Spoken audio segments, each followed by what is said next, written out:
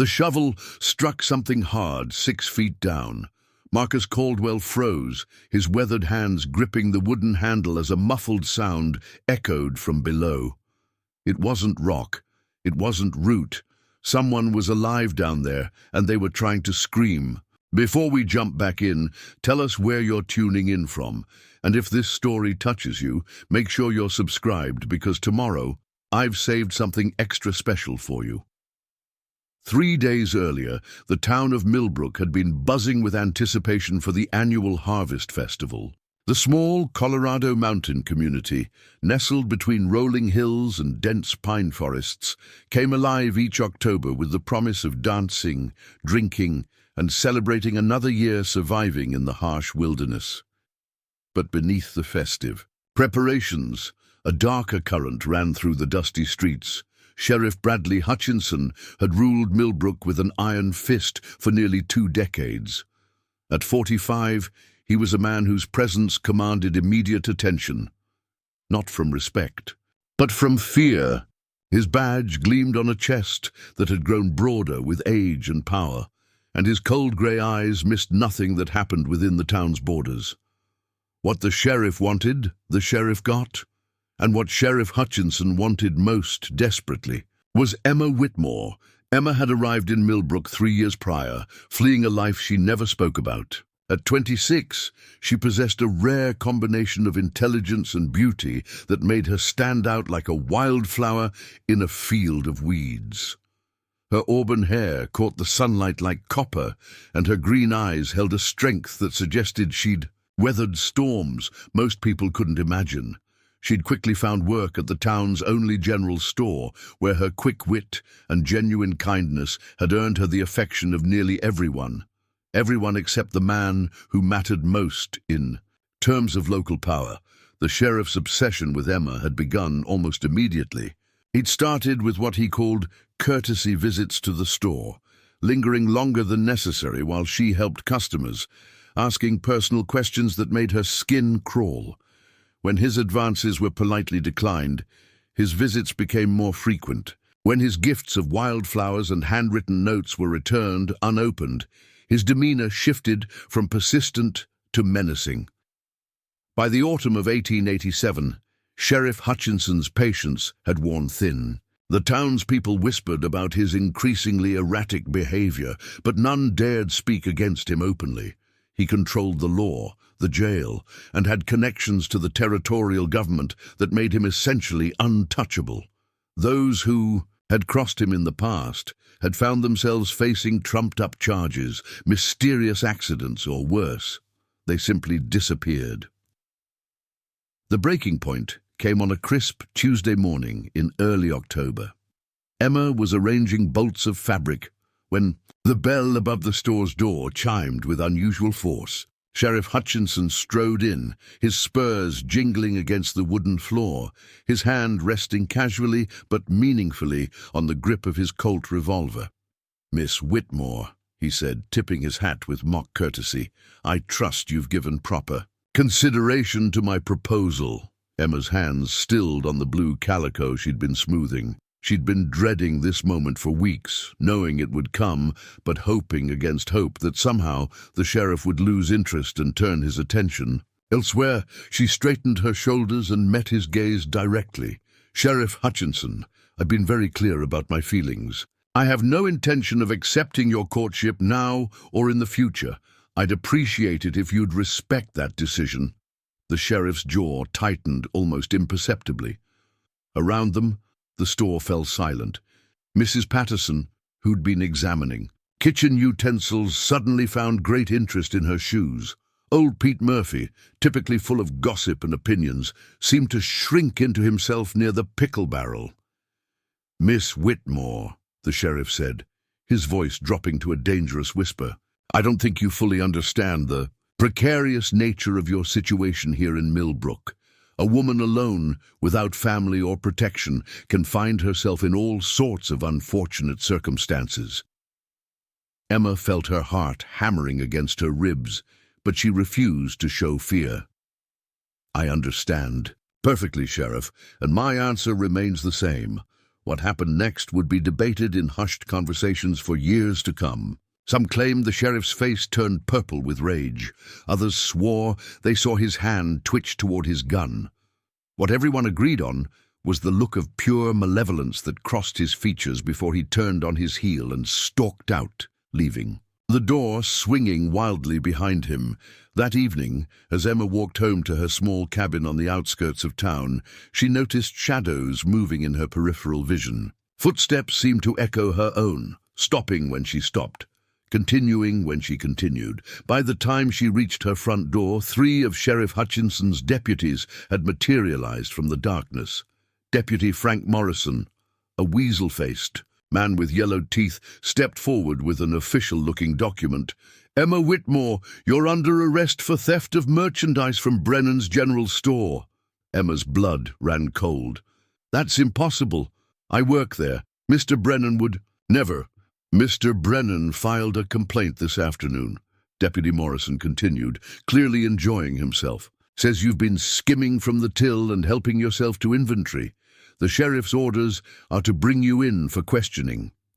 The trial, if it could be called that, was a farce that lasted less than an hour.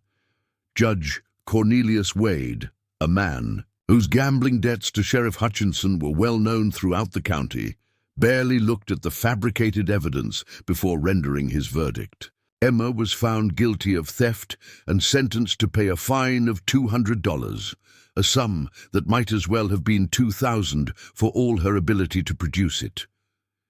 When Emma declared she had no means to pay such an amount, Sheriff Hutchinson rose from his seat in the back of the makeshift courtroom, his voice carrying false sympathy. "Your Honor, perhaps we might arrange an alternative form of restitution. I'd be willing to take responsibility for Miss Whitmore's debt in exchange for her hand in marriage. It would solve the problem quite neatly." The trap had been sprung. With devastating efficiency, Emma realized she was staring into the face of pure evil, watching a man who had orchestrated her downfall with methodical precision. But even facing the loss of everything, she found her voice. "I would rather die than marry you, Sheriff Hutchinson." The words rang out clear and strong in the cramped courtroom. A collective gasp rose from the handful of spectators, followed by dead silence. Sheriff Hutchinson's face went through a series of expressions: surprise, fury, and finally, something that looked almost like satisfaction. "Well then," he said slowly, "I suppose we'll have to explore other options for justice." Judge Wade, sweat beading on his forehead despite the cool October air, cleared his throat nervously. "The defendant will be remanded to custody pending further determination of appropriate sentencing." What followed was 3 days of hell. Emma was thrown into the town's single jail cell, a cramped space that reeked of unwashed bodies and desperation. The sheriff visited her twice daily, each time making the same offer: marriage in exchange for freedom. Each time, Emma's refusal grew stronger rather than weaker, fueled by a rage that burned hotter than her fear. On the 3rd night, Sheriff Hutchinson's patience finally snapped completely. He entered the jail alone, carrying a lantern that cast dancing shadows on the stone walls. His deputy, Morrison, followed close behind, along with 2 other men Emma didn't recognize, rough-looking characters with the air of hired muscle. "Last, a chance, Miss Whitmore," the sheriff said, his voice devoid of any pretense of civility. "Marry me or face the consequences of your stubborn pride." Emma stood slowly, her hands gripping the iron bars of her cell. "Go to hell!" Sheriff Hutchinson nodded to his men. "So be it. Some people have to learn the hard way that there are fates worse than marriage." The cell door swung open with a rusty screech. Emma fought like a wildcat as rough hands grabbed her, but she was no match for 4 grown men. A cloth was pressed over her mouth and nose, and the world began to spin as chloroform filled her lungs. Her last conscious thought was a prayer that death would come quickly. When she awoke, the world was in absolute darkness. The air was thick and stale, heavy with the smell of earth and decay. Emma tried to move. and realized with growing horror that she was confined in a wooden box barely large enough to contain her body. Her fingertips touched rough pine boards inches from her face. She was buried alive. Panic hit her like a physical blow. She screamed until her throat was raw, pounded on the coffin lid until her knuckles bled, thrashed wildly until exhaustion forced her to lie still. In the suffocating darkness, she understood the sheriff's final, terrible revenge. He couldn't have her, so he would ensure no one else could either. But he was too clever to simply murder her outright. Instead, he'd arranged for her to simply disappear, to be found dead of apparent natural causes when the spring thaw revealed her body. Meanwhile, 15 miles north of Millbrook, Marcus Caldwell was dealing with problems of his own. His cattle had been acting strangely for days, clustering together and refusing to graze in their usual pasture. As one of the most successful ranchers in the territory, Marcus had learned to trust his instincts about livestock. When cattle behaved oddly, there was usually a reason. At 32, Marcus was everything Sheriff Hutchinson was not. Where the sheriff used fear to control others, Marcus earned respect through fairness and hard work. He was tall and lean, with the kind of weathered handsomeness that came from years of honest labor under the Colorado sun. His dark hair was perpetually tousled by the wind, and his blue eyes held a warmth that made both animals and people trust him instinctively. Marcus had built his ranch from nothing, starting with a handful of cattle and a determination to succeed. That had carried him through droughts, harsh winters, and the occasional cattle rustler. He employed 12 men, all of whom would have followed him into hell if he'd asked. But more importantly, he had a reputation for helping those in need, regardless of whether there was anything in it for him. The distressed behavior of his cattle had Marcus worried enough to investigate personally. He saddled his horse, Thunder, a massive black stallion with a white blaze, and rode out to examine the pasture more closely. What he found made his blood run cold. The grass was growing in an unusual pattern, forming what looked suspiciously like a rectangular depression in the earth. Marcus had seen enough graves to recognize one when he saw it. But this wasn't in any cemetery. It was in the middle of his grazing land, hastily dug and poorly concealed. Someone had used his property as a dumping ground, and his cattle's instincts had told them to stay away from the desecrated ground. Fury filled Marcus as he contemplated the violation. Bad enough that someone had committed murder, but to do it on his land showed a level of disrespect that demanded immediate action. He rode back to the ranch house and returned with a shovel, determined to uncover evidence of the crime and see that justice was done. The earth was still soft from recent digging, making the excavation easier than it should have been. Marcus worked methodically, his anger growing with each shovelful of dirt. 3 feet down, 4 feet, 5 feet. At 6 feet, the shovel struck wood with a hollow thunk. Marcus scraped away more earth, revealing the corner of a crude pine coffin. His heart hammered as he realized what he was looking at. This wasn't the work of professional gravediggers. The coffin was rough, hastily constructed, and far too shallow for a proper burial. Someone had been buried here in secret, and recently. Preparing and narrating this story took us a lot of time, so if you are enjoying it, subscribe to our channel. It means a lot to us. Now back to the story. He was clearing dirt from the coffin lid when he heard it. A weak, desperate sound that made his blood freeze. Someone was alive down there, and they were trying to scream. Marcus threw down the shovel and dropped to his knees, pressing his ear against the coffin lid. The sound came again, weaker now, but unmistakably human. Without hesitation, he began clawing at the remaining dirt with his bare hands, his heart racing as he realized someone had been buried alive on his property. The coffin lid was held, down by only a few hastily driven nails. Marcus pulled his knife from his belt and used it as a pry bar, working frantically to free whoever was trapped below. The wood splintered and cracked under his efforts.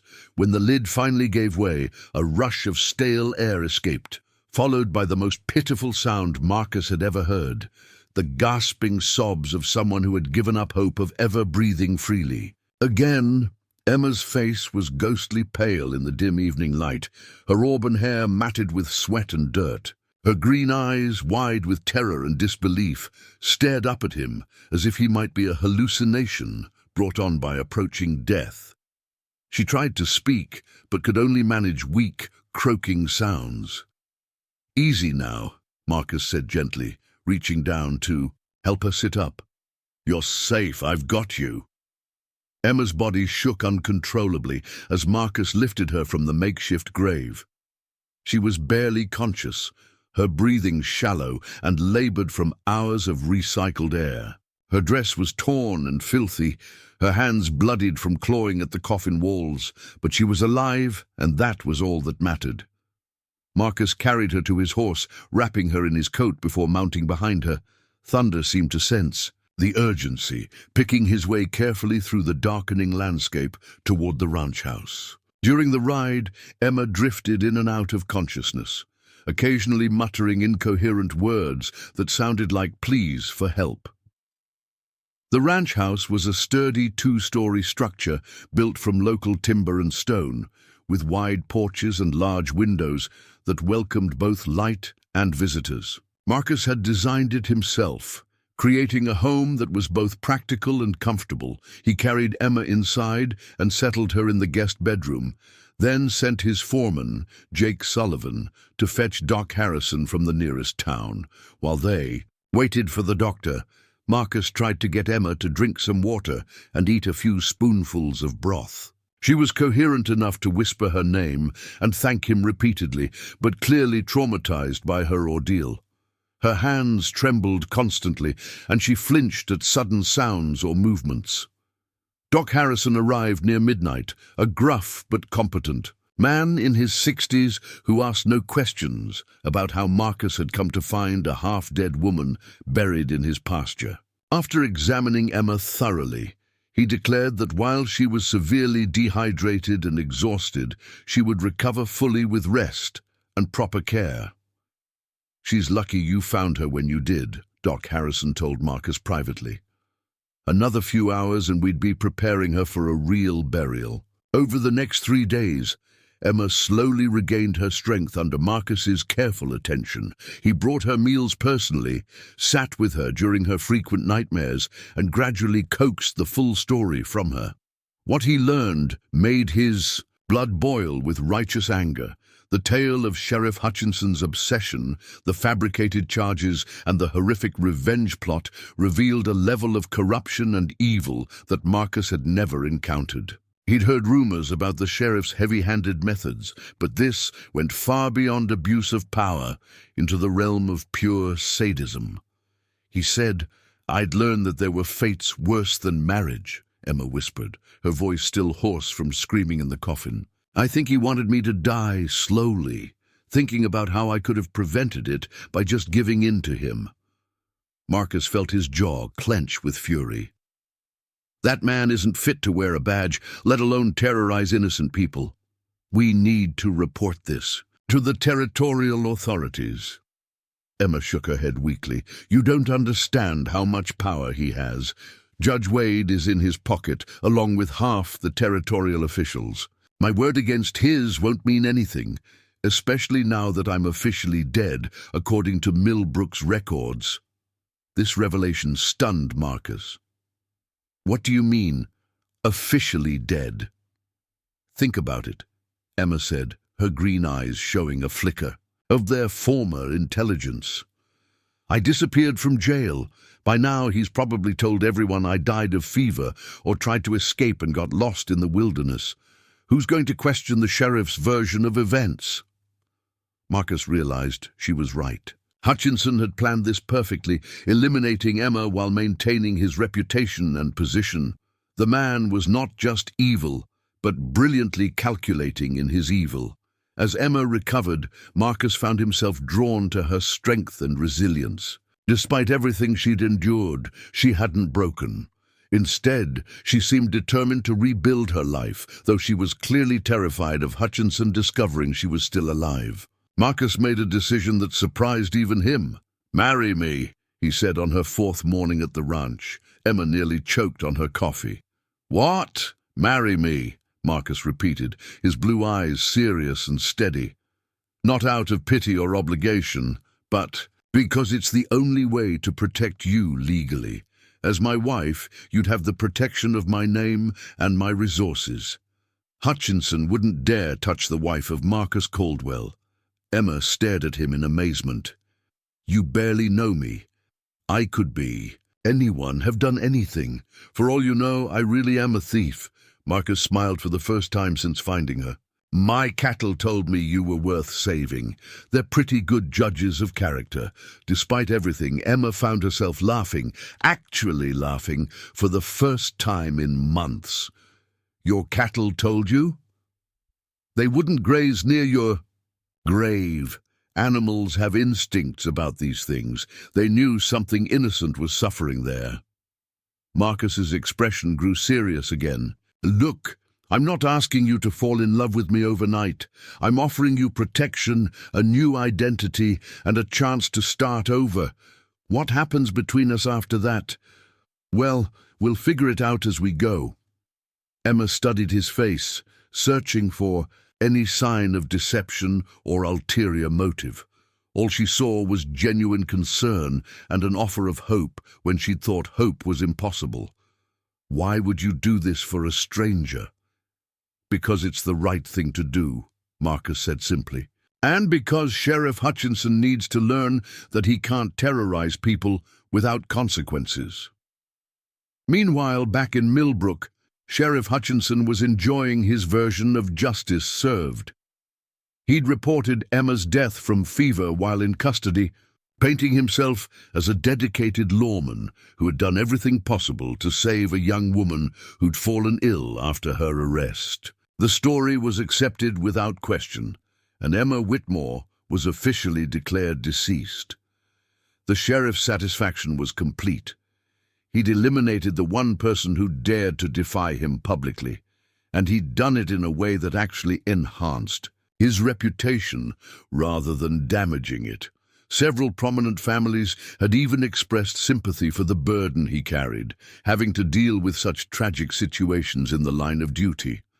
But Hutchinson's sense of triumph was about to be shattered. Jake Sullivan, Marcus's foreman, had been making discreet inquiries in Millbrook about the recently deceased Emma Whitmore. What he learned confirmed every detail of Emma's story and revealed additional disturbing information about other women who had disappeared after rejecting the sheriff's advances.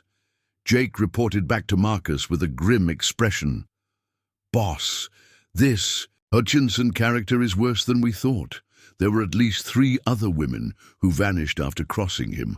Local folks are too scared to talk openly, but the whispers are there." Marcus felt his resolve hardening into something cold and implacable. This wasn't just about Emma anymore. It was about stopping a predator who had been operating unchecked for years. Emma, overhearing the conversation, went pale. "He's killed others?" "Looks that way," Jake confirmed.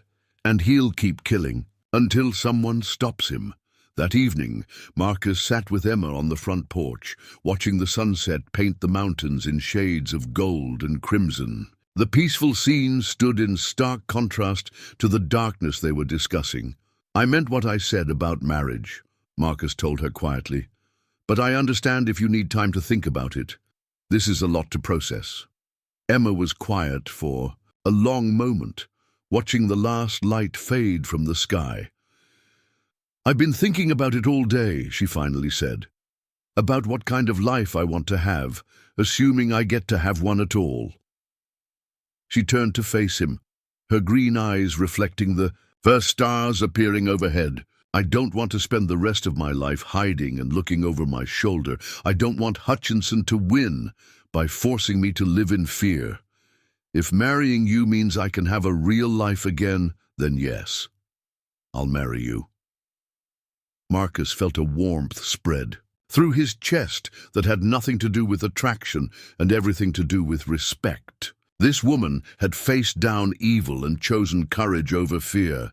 Whatever else happened between them, he knew he was gaining a partner worthy of admiration. "There's something else," Emma continued, her voice growing stronger. "I don't want to just hide from Hutchinson. I want him stopped. Those other women deserve justice, even if it comes too late to save them."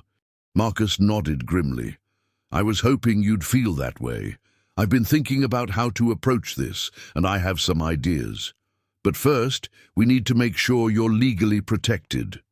They decided to marry at dawn, with Doc Harrison performing the ceremony and Jake Sullivan serving as witness. It would be a simple affair, but it would provide Emma with the legal protection she needed to reclaim her life. As Emma prepared for bed that night, she reflected on the strange turn her life had taken. 4 days ago, she'd been trapped in a living nightmare, certain she would die alone and forgotten in a pine box. Now she was preparing to marry a man who had saved her life and offered her a future she'd thought was impossible. She wasn't naive enough to believe it would be easy. They barely knew each other, and their marriage would begin under the most unusual circumstances imaginable. But Marcus Caldwell had already proven himself to be a man of honor and courage. Whatever challenges lay ahead, she felt certain she could face them with him at her side. The next morning it dawned clear and cold, with frost sparkling on the grass and the mountain peaks touched with gold. Emma wore a simple blue dress that Marcus's housekeeper had altered to fit her, and she carried a small bouquet of wildflowers that Jake had picked from the meadow. As she walked toward the makeshift altar on the front porch, Emma felt a sense of rebirth that went far beyond the symbolism of marriage. She was literally starting a new life, with a new name and new possibilities. Sheriff Bradley Hutchinson thought he had buried Emma Whitmore forever. What he didn't know was that he had actually created Emma Caldwell, and she was going to be far more dangerous than her predecessor had ever been. The wedding ceremony took place as the first rays of sunlight crested the mountain peaks, casting long shadows across the ranch yard. Doc Harrison, still wearing his rumpled clothes from the emergency call days earlier, stood ready with a well-worn Bible in his weathered hands. Jake Sullivan had cleaned up as best he could, his usually wild hair slicked back and his cleanest shirt pressed for the occasion. Emma stood beside Marcus on the wooden porch, her hands steady in his as Doc Harrison began the simple ceremony. The words seemed to echo in the crisp morning air with unusual weight, as if the universe itself understood the gravity of what was taking place. This wasn't just a marriage. It was a declaration of war against tyranny. "Do you, Marcus Caldwell, take Emma Whitmore to be your lawfully wedded wife, to have and to hold, in sickness and in health, for richer or poorer, for better or worse, until death do you part?" Marcus looked into Emma's green eyes and saw not just a woman seeking protection, but a partner ready to face whatever came next. "I do." "Do you, Emma Whitmore, take Marcus Caldwell to be your lawfully wedded husband, to have and to hold, in sickness and in health, for richer or poorer, for better or worse, until death do you part?" Emma thought about the irony of those words. Death had already tried to part them before they'd even met. Now she was choosing life, choosing to fight back against the darkness that had nearly consumed her. "I do. By the power vested in me by the territory of Colorado, I now pronounce you husband and wife. Marcus, you may kiss your bride." The kiss was gentle, respectful, a seal on their unusual partnership rather than a passionate declaration of love. But there was something deeper in that moment, a recognition that they were now bound together by more than just legal documents. As Doc Harrison packed up his Bible and prepared to leave, he pulled Marcus aside. "Son, I don't know what you're planning, but be careful. Men like Hutchinson don't go down easy, and they don't fight fair." Marcus nodded grimly. I'm counting on him not fighting fair, Doc. Honorable men are predictable. Evil men make mistakes when they think they're untouchable. After the doctor departed, Emma and Marcus sat down to plan their next move. The marriage had given Emma legal protection, but it had also created a new problem. If Hutchinson discovered she was alive and married to Marcus Caldwell, he would realize his carefully constructed story was falling apart. "We need to control how this information comes out," Marcus said, spreading a territorial map across his kitchen table. "If Hutchinson learns about our marriage through official channels, he'll have time to prepare a counter-story." Emma studied the map, her finger tracing the route between the ranch and Millbrook. "What if we force his hand instead? Make him react to us, rather than giving him time to plan?"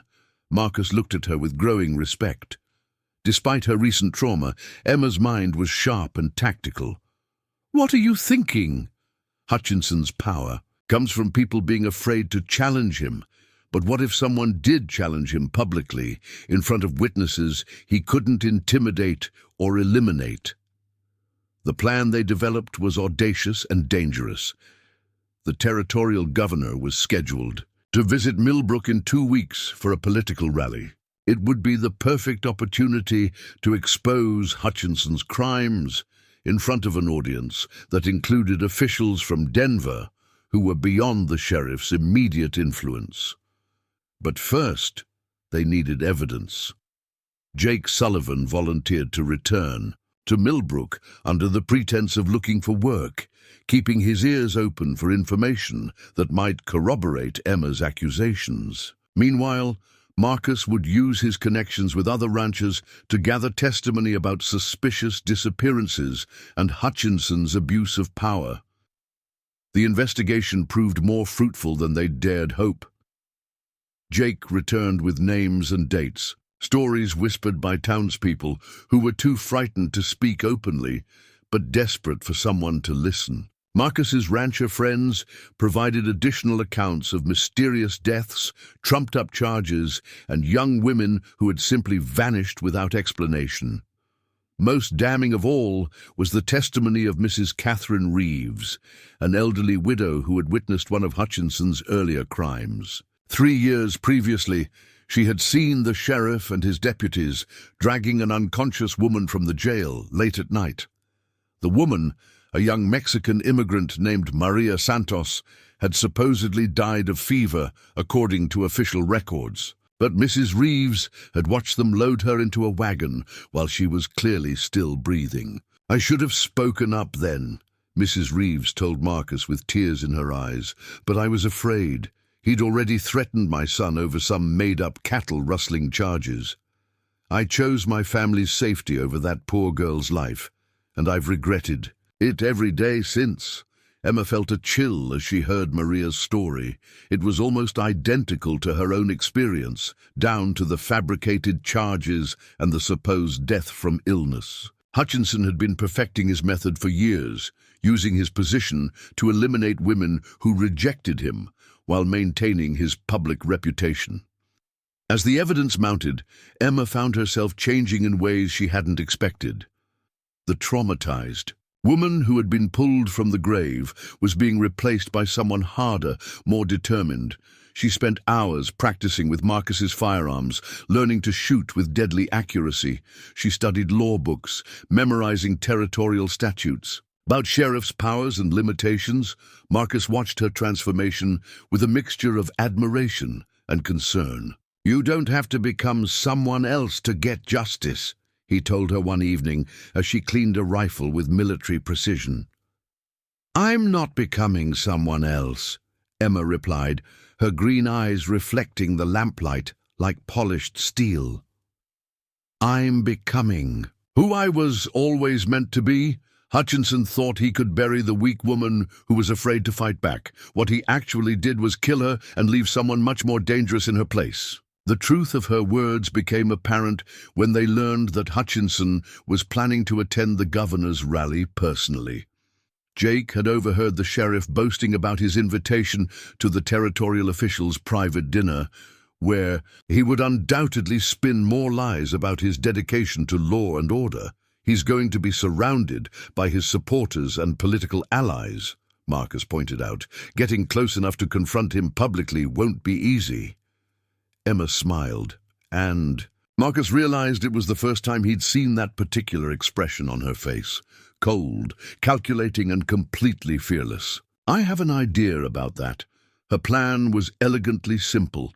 During the governor's public address, Emma would stand up in the crowd and identify herself as the supposedly dead Emma Whitmore. Before Hutchinson could react or spin a new story, she would present the evidence they'd gathered about his other victims. The governor and territorial officials would be forced to respond to such a public accusation, especially with witnesses present. "It's risky," Marcus warned. "If this backfires, Hutchinson will try to finish what he started." "Then we better make sure it doesn't backfire," Emma replied. The week before the rally, disturbing news reached the ranch. Another young woman in Millbrook had gone missing. Sarah Mitchell, a 19-year-old schoolteacher who had recently arrived from Kansas, had supposedly run off with a traveling salesman. But several townspeople had seen her rejecting Sheriff Hutchinson's advances just days before her disappearance. Emma felt sick as she realized Hutchinson was continuing his pattern, emboldened by his previous successes. How many more women would suffer if they failed to stop him? "We're running out of time," she told Marcus urgently. "Sarah Mitchell might still be alive, but not for long if we don't act." Marcus made a decision that would change everything. Rather than waiting for the governor's rally, they would stage their own confrontation. He sent messages to every rancher, businessman, and citizen in the territory who had grievances against Hutchinson, inviting them to a public meeting in Millbrook. The stated purpose was to discuss forming a territorial cattlemen's association, but the real agenda was justice. The response was overwhelming. Dozens of men arrived in Millbrook on the appointed day, including several territorial marshals who had heard rumors about the sheriff's activities. Hutchinson found himself facing a crowd of armed, angry citizens who were no longer afraid to speak against him. The confrontation took place in front of the general store where Emma had once worked.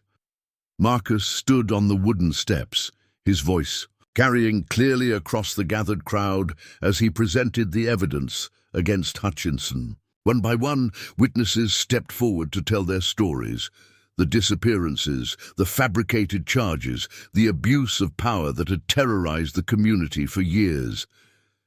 Sheriff Hutchinson tried to maintain his composure, but Emma could see the panic beginning to set in as his carefully constructed web of lies unraveled. He attempted to discredit the witnesses, claiming they were disgruntled criminals and troublemakers with grudges against law enforcement. Then Emma stepped forward, and the crowd fell silent. "Sheriff Hutchinson," she said, her voice ringing clear and strong, "do you recognize me?" Hutchinson's face went white as he stared at the woman he thought he had buried alive. His mouth opened and closed soundlessly, like a fish gasping for air. "My name is Emma Caldwell, formerly Emma Whitmore. According to your official records, I died of fever while in your custody 2 weeks ago, but as you can see, I'm very much alive." A murmur ran through the crowd as people recognized the name. Several had attended what they thought was her funeral, a hastily arranged service with a closed coffin that Hutchinson had insisted was necessary due to the contagious nature of her supposed illness. "You arrested me on fabricated theft charges when I refused your proposal of marriage," Emma continued, her voice growing stronger with each word. "When I rejected your final ultimatum, you had me drugged and buried alive in an unmarked grave. If not for the intervention of my husband, I would have died exactly as you planned." The crowd erupted in angry shouts and calls for justice. Several men moved toward Hutchinson, but Marcus raised his hand for silence. "There's more," Emma announced. Maria Santos, Rebecca Thompson, Sarah Mitchell, all young women who rejected Sheriff Hutchinson's advances, all supposedly dead from various causes, all buried in unmarked graves around the territory. Territorial Marshal William Hayes stepped forward, his badge gleaming in the afternoon sun. "Sheriff Hutchinson, you're under arrest for murder, kidnapping, and abuse of office. You have the right to remain silent, though I doubt anything you say will help your case." Hutchinson's deputies, faced with overwhelming evidence and a hostile crowd, made no move to defend their corrupt boss. Several actually stepped aside to allow the marshal clear access, apparently relieved that someone was finally holding their superior accountable. As the handcuffs clicked around Hutchinson's wrists, Emma felt a weight lift from her shoulders that she hadn't even realized she'd been carrying. The man who had terrorized her and countless others was finally facing justice. But even as Hutchinson was led away, Emma knew their fight wasn't over. They still needed to find Sarah Mitchell and any other victims who might still be alive. The real work of healing and rebuilding was just beginning. With Hutchinson in custody, the urgent priority became finding Sarah Mitchell before it was too late. Marshal Hayes immediately organized search parties, but Emma insisted on questioning the arrested sheriff personally. She had survived his methods and understood his twisted psychology better than anyone. Hutchinson sat shackled in his own jail cell, his arrogant demeanor finally cracked. The man who had terrorized Millbrook for decades now faced the gallows, and he knew it. When Emma entered the cell area with Marshal Hayes, Hutchinson's eyes showed a flicker of the fear he had once inspired in others. "Where is Sarah Mitchell?" Emma demanded, her voice cutting through the musty air of the jail. Hutchinson laughed bitterly. "You think you've won something, don't you? You have no idea what you've unleashed. There are others like me, people in high places who won't let this stand." Emma stepped closer to the bars, her green eyes blazing with controlled fury. "I survived being buried alive because of your sadistic games. Do you really think empty threats are going to intimidate me now?" The sheriff's bravado faltered slightly. He had counted on Emma's death, never imagining she might return to haunt him. "Sarah Mitchell is beyond your help," he finally muttered. "Some lessons have to be permanent." Marshal Hayes grabbed the bars. "If that girl dies because you won't talk, I'll make sure you hang slowly." But it was Emma who broke through Hutchinson's defenses. "You made one crucial mistake," she said quietly. "You assumed I was weak because I showed mercy. But surviving what you did to me taught me something important. Evil men always underestimate the people they hurt." She leaned closer to the cell. "I know about the mine shaft." Hutchinson's face went pale. Emma was bluffing, but his reaction told her she'd struck close to home. During her recovery at the ranch, she'd studied territorial maps obsessively, looking for places where a man like Hutchinson might hide his crimes. The abandoned silver mines north of town were perfect, isolated, deep, and forgotten. "Which one is mine?" Marshal Hayes pressed, understanding Emma's strategy. Hutchinson's silence stretched for long moments. Finally, he spoke with venomous resignation.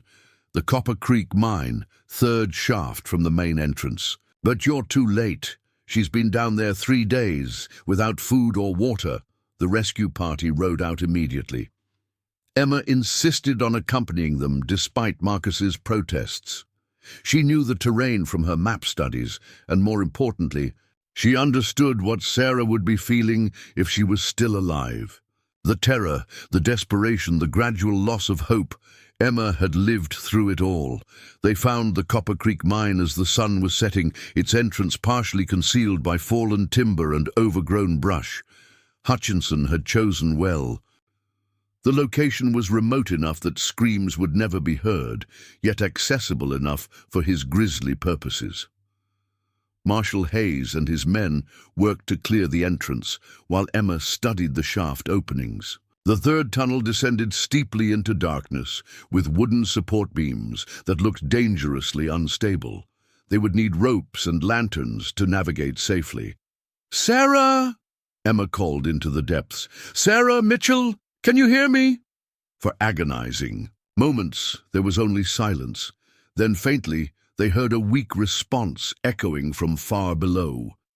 Sarah was alive, but barely. The descent into the mine was treacherous. Marcus went first, testing each foothold and securing ropes for the others. Emma followed despite his concerns, her determination overriding any fear of the cramped, dark spaces that might have triggered memories of her own burial. They found Sarah in a natural cavern about 60 feet down, barely conscious and severely dehydrated. Unlike Emma's ordeal in the coffin, Sarah had been left with just enough space and air to prolong her suffering. Hutchinson's cruelty had evolved, becoming more sophisticated in its torture. "You're safe now," Emma whispered as they lifted Sarah from the cavern floor. "He can't hurt you anymore."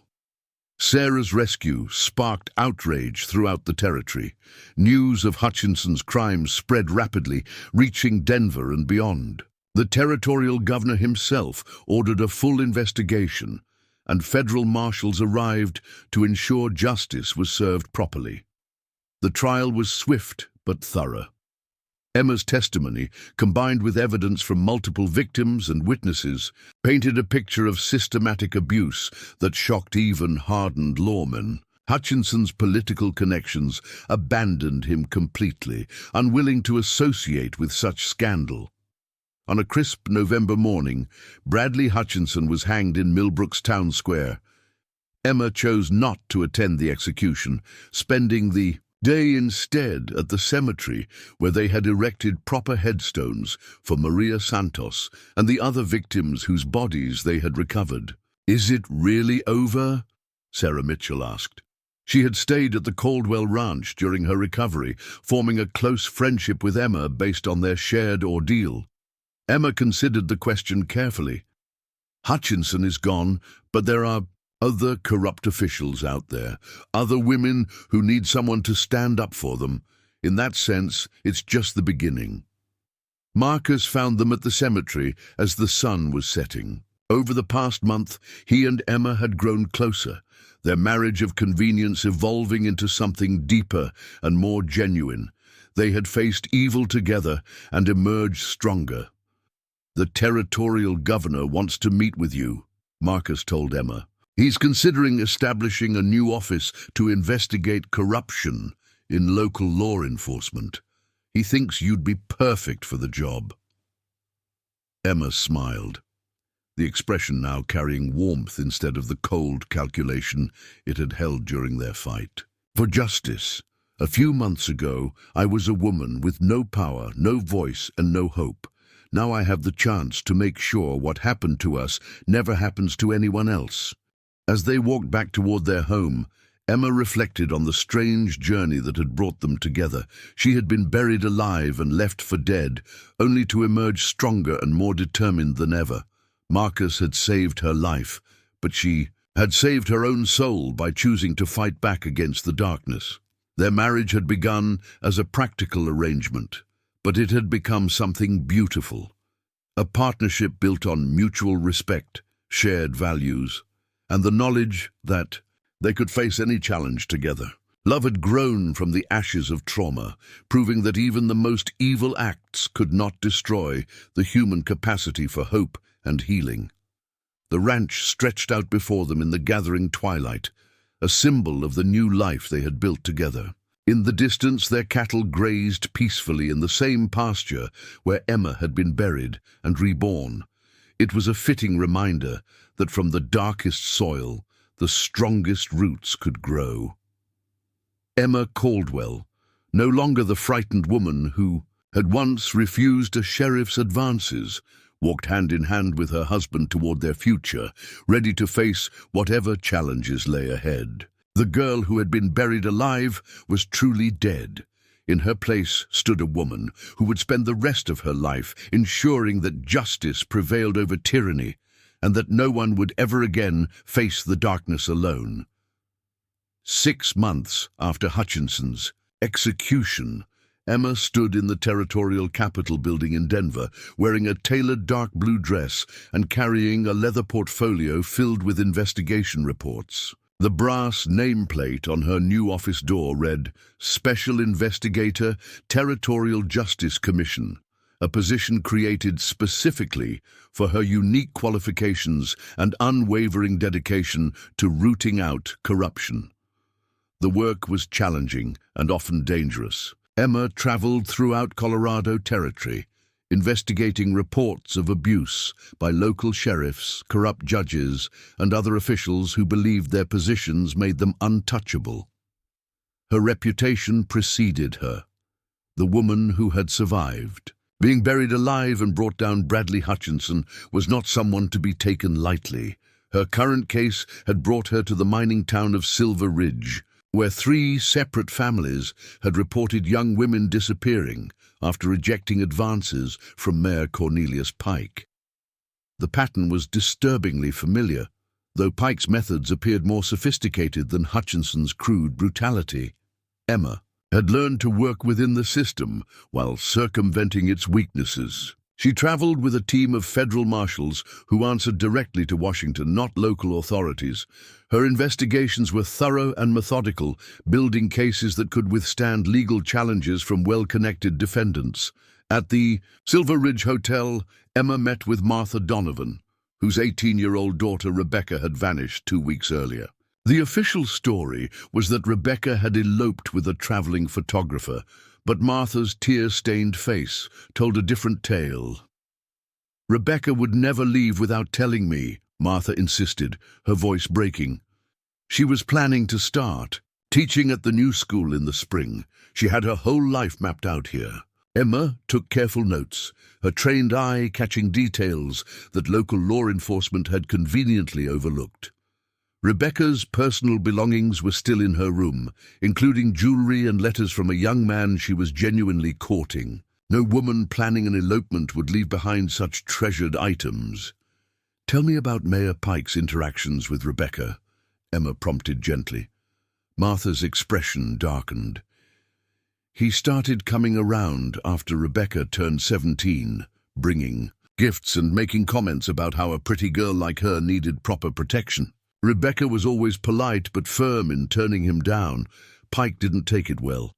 The investigation revealed a web of corruption involving not just the mayor, but also the local sheriff and several prominent businessmen. Pike had been using his position to coerce young women with those who refused facing trumped-up charges or mysterious disappearances. The scheme was more elaborate than Hutchinson's operation, involving forged documents and bribes to territorial officials. Emma's breakthrough came when she discovered Pike's private correspondence with a human trafficking ring operating out of San Francisco. Rebecca Donovan and at least 6 other missing women had been sold into prostitution, shipped west under false identities while their families grieved their supposed deaths. The rescue operation required coordination with authorities in 3 territories. Emma worked with federal marshals to track the women to a brothel in San Francisco's Barbary Coast district, where they found Rebecca and 2 others still alive. The remaining women had died from disease and abuse, their bodies dumped in unmarked graves. Rebecca's reunion with her mother was both joyful and heartbreaking. The young woman had endured months of horror, but retained her inner strength, much like Emma herself had done. During Rebecca's recovery, Emma found herself serving as both investigator and counselor, helping the survivor process her trauma while building the legal case against her abusers. The trial in Denver made national headlines. Emma's testimony about the connection between corrupt local officials and organized crime sparked congressional hearings about territorial governance. Pike and his accomplices received lengthy prison sentences, while the federal investigation expanded to uncover similar schemes across the Western Territories. Meanwhile, Marcus had been building his own legacy at the ranch. With Emma's encouragement, he had transformed the property into something more than a cattle operation. The Caldwell Ranch now served as a refuge for women escaping abusive situations, providing them with work, housing, and protection while they rebuilt their lives. Sarah Mitchell had become the refugees' first permanent resident and assistant manager. Her experience in education made her invaluable in helping other survivors develop skills for independent living. The ranch employed a dozen women in various capacities, from livestock management to bookkeeping, proving that victims could become survivors and eventually thrivers. "You've created something remarkable here," Emma told Marcus during one of her brief visits home between cases. They stood on the front porch where they had been married, watching the sunset paint the mountains in brilliant oranges and purples. Marcus wrapped his arm around her waist, marveling at how natural the gesture had become. Their marriage had evolved from a protective arrangement into a deep partnership built on shared values and genuine affection. "We created it together," he corrected. "Your work in Denver gives these women hope that justice exists. That matters as much as any safe haven." Their relationship had weathered the challenges of Emma's demanding career and frequent travel. They communicated through letters when apart, sharing details of their respective work and supporting each other's missions. When Emma was home, they treasured their time together, whether working side by side on ranch projects or simply sitting quietly and enjoying each other's company. Emma's success had not gone unnoticed in Washington. Senator Charles Morrison, chairman of the Senate Committee on Territories, had visited Denver specifically to meet with her about expanding her role. The senator was pushing for legislation that would create a permanent federal office to investigate corruption in territorial governments. "Mrs. Caldwell," Senator Morrison had said during their meeting, "your work has exposed systematic problems that threaten the rule of law across the Western Territories. We need someone with your experience to head a new Department of Territorial Justice." The offer was tempting but complicated. Accepting would mean relocating to Washington and taking on even greater responsibilities. Emma requested time to consider the proposal, knowing that such a decision would affect not just her career, but her marriage and the refuge they had built. Together, her contemplation was interrupted by an urgent telegram from Marshal Hayes. A new case had emerged in the town of Copper Falls, where Sheriff Daniel Krause was accused of operating a protection racket that specifically targeted successful female business owners. 3 women had been found dead under suspicious circumstances after refusing to pay Krause's security fees. Emma recognized the pattern immediately, another corrupt official using his position to exploit and eliminate strong women who challenged his authority. The case was particularly significant because one of the victims, Elizabeth Harper, had been a prominent advocate for women's property rights, and her death had sparked outrage among reform movements across the territory. The investigation in Copper Falls proved to be Emma's most dangerous yet. Sheriff Krause had learned from Hutchinson's mistakes, creating a more sophisticated network of corrupt officials and hired criminals. When Emma arrived in town, she found a community terrorized into silence by systematic intimidation and violence. Working undercover as a potential business investor, Emma gradually uncovered the scope of Krause's operation. He had been extorting money from every successful woman in town, using threats against their families to ensure compliance. Those who refused to pay or attempted to expose him faced escalating consequences: vandalism, assault, and ultimately murder, disguised as accidents or random crimes. Emma's cover was blown when one of Krause's informants recognized her from newspaper coverage of the Pike trial. She found herself trapped in the town's hotel as armed men surrounded the building, with orders to eliminate the territorial investigator, who had become too troublesome for certain powerful interests. The siege lasted through the night, with Emma using skills she had developed during her months of dangerous investigations. She had learned to shoot with deadly accuracy, think tactically under pressure, and never underestimate the lengths to which corrupt men would go to protect their power. Marcus arrived with a company of federal marshals just as Krause's men were, preparing their final assault on the hotel. The ensuing gun battle in Copper Falls Main Street became legendary throughout the territory, with Emma fighting alongside seasoned lawmen to bring down a criminal organization that had terrorized the community for years.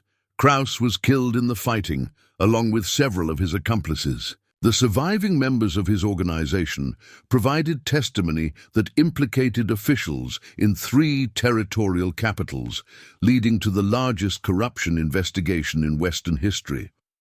Standing in the aftermath of the battle, surrounded by the evidence of another victory against tyranny, Emma made her decision about Senator Morrison's offer. She would accept the position in Washington, but with conditions that would allow her to maintain her connection to the ranch and continue the refuge work that had become so important to both her and Marcus. "The fight is bigger than just the territories," she told Marcus as they surveyed the damage in Copper Falls. "There are corrupt officials everywhere, and there are women everywhere who need someone willing to stand up for them." Marcus nodded, understanding her choice, even though it would mean significant changes for their life together. "Then we'll make it work. The ranch will always be here, and there are plenty of people who can help run the refuge. Your work is too important to be limited to one region." As they prepared to leave Copper Falls, Emma reflected on how far she had traveled from the terrified woman who had once been buried alive in a makeshift grave. Each case she solved, each corrupt official she brought to justice, each woman she helped escape from an abusive situation was a victory not just for them, but for the memory of Maria Santos, Rebecca Thompson, and all the other victims who had not survived their encounters with evil. The woman who had once been Emma Whitmore was truly gone, replaced by Emma Caldwell, investigator, advocate, and living proof that even the most devastating trauma could be transformed into purpose and power. Her marriage to Marcus had given her more than protection and love. It had provided a foundation of stability and support that allowed her to take on challenges that would have seemed impossible years earlier. The train that would carry them back to Denver appeared on the horizon, black smoke rising against the clear mountain sky. Emma clutched her latest case files, already planning her next investigation, while simultaneously looking forward to a few quiet days at the ranch with her husband. She had learned to balance her mission with her personal happiness, understanding that both were essential to her continued effectiveness. 2 years had passed since Emma's appointment as the first director of the Federal Department of Territorial Justice. From her office in Washington, D.C., she coordinated investigations across the entire American frontier, but her heart remained tethered to the Colorado ranch, where her new life had begun. The department had grown into a formidable force for justice, with field offices in every territory, and a network of specially trained investigators who understood the unique challenges of frontier law enforcement. Emma's reputation had spread far beyond the territories. Corrupt officials from California to Montana now knew that their crimes might eventually draw the attention of the woman who had survived being buried alive. On this particular spring morning, Emma was reviewing files for her most ambitious operation yet. Intelligence reports suggested that a consortium of corrupt territorial governors had been coordinating their activities, sharing information about troublesome investigators, and even arranging transfers of problematic victims between territories. The scope of the conspiracy reached into the highest levels of territorial government. Her concentration was broken by a knock on her office door. Marshal Hayes entered, his expression grim as he carried a telegram that had just arrived from Colorado. "Ma'am, you need to see this immediately. It's about the ranch." Emma's blood chilled as she read the message. An armed gang had attacked the Caldwell Ranch refuge during the night, burning several buildings and kidnapping 4 of the women residents. Marcus was alive but wounded, and the attackers had left behind a message specifically addressed to Emma. Today's note was brief and chilling. Stop your investigations or watch everyone you care about disappear one by one. You escaped burial once. They won't be so fortunate. Emma felt the familiar cold rage that had sustained her through years of dangerous work. Someone had made the fatal mistake of threatening her family and the women under their protection. She began issuing orders immediately, mobilizing federal resources for a response that would be swift and overwhelming. Within hours, Emma was on a westbound train with a team of federal marshals and military advisors. The attack on the ranch was clearly connected to her current investigation, which meant the conspiracy was even more dangerous than she had suspected. They were willing to target innocent women to protect their criminal enterprise. The train journey gave Emma time to analyze the situation tactically. The timing of the attack suggested inside information, someone with access to her travel. Schedule and operational plans had tipped off the conspirators. The Department of Territorial Justice had been infiltrated, and she would need to identify the traitor while simultaneously rescuing the kidnapped women. Marcus met her at the Denver station, his left arm in a sling from a bullet wound, but his eyes blazing with the same determination she felt. The attack had transformed her gentle husband into something harder and more dangerous, much as her own ordeal had changed her years earlier. They took Susan Palmer, Maria Santos, the younger one we named after your friend, and 2 others, Marcus reported as their carriage raced toward the ranch. They knew exactly where to find the women's quarters and which buildings contained our records. This wasn't random. Emma studied the damage as they approached the ranch.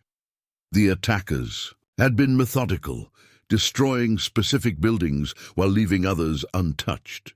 They had targeted the refuge facilities while avoiding the main house and cattle operations, sending a clear message that this was about her work, not random banditry. Sarah Mitchell met them in the yard, her face streaked with soot, but her expression resolute. They asked specifically about your investigation files, she reported. When I told them everything was in Washington, they seemed frustrated. That's when they decided to take the women as leverage. Emma examined the physical evidence while her team interviewed witnesses. The attackers had been professionals, not common criminals. Their horses were well-bred, their equipment expensive, and their tactics suggested military training. This was a coordinated operation, funded by people with significant resources. The breakthrough came when one of the marshals found a distinctive brass button torn from an attacker's coat during the struggle. The button bore the insignia of the Colorado Territorial Guard, an elite unit that reported directly to the territorial governor. Emma realized that the conspiracy reached even higher than she had suspected. Governor Harrison Mitchell had been one of Emma's early supporters, publicly, praising her work and providing resources for her investigations. But the evidence suggested he was actually the leader of the corruption network, using his position to coordinate criminal activities across multiple territories while maintaining a facade of reformist leadership. The rescue operation required a careful planning. Intelligence suggested the kidnapped women were being held at a remote mining camp in the mountains, heavily guarded and accessible only through narrow mountain passes that could easily be defended. A direct assault would likely result in the execution of the hostages. Emma proposed a different approach. Using her reputation and the governor's apparent desire to negotiate, she would arrange a meeting under the pretense of discussing terms for the women's release. Meanwhile, Marcus would lead a small team of expert marksmen to positions overlooking the camp, ready to strike when Emma gave the signal. The meeting took place at dawn in a box canyon near the mining camp. Governor Mitchell arrived with a dozen armed guards, his demeanor confident and condescending. He clearly believed he held all the advantages in this confrontation. "Mrs. Caldwell," he said with mock courtesy, "I trust you've reconsidered your recent investigations. Some things are better left undisturbed for the greater good of territorial development." Emma faced the man who had betrayed her trust and endangered innocent women, her green eyes steady and cold. "Governor, you made one crucial error in judgment. You assumed that threatening my family would make me retreat. Instead, you've simply ensured that I will never stop hunting you." The conversation that followed revealed the full scope of the conspiracy. Mitchell and his fellow governors had been selling territorial resources to private interests, eliminating whistleblowers and using their law enforcement agencies as private armies. The corruption had generated millions of dollars while leaving communities terrorized and defenseless. "You're one woman against an entire system," Mitchell sneered.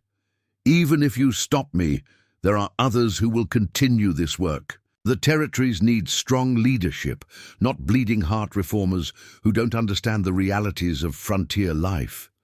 Emma smiled, the expression containing no warmth whatsoever. "You're right about one thing. I am just one woman, but I'm not alone." The signal came when Emma removed her hat, apparently to shield her eyes from the morning sun. Marcus and his team opened fire from concealed positions, their shots precisely placed to disable rather than kill when possible.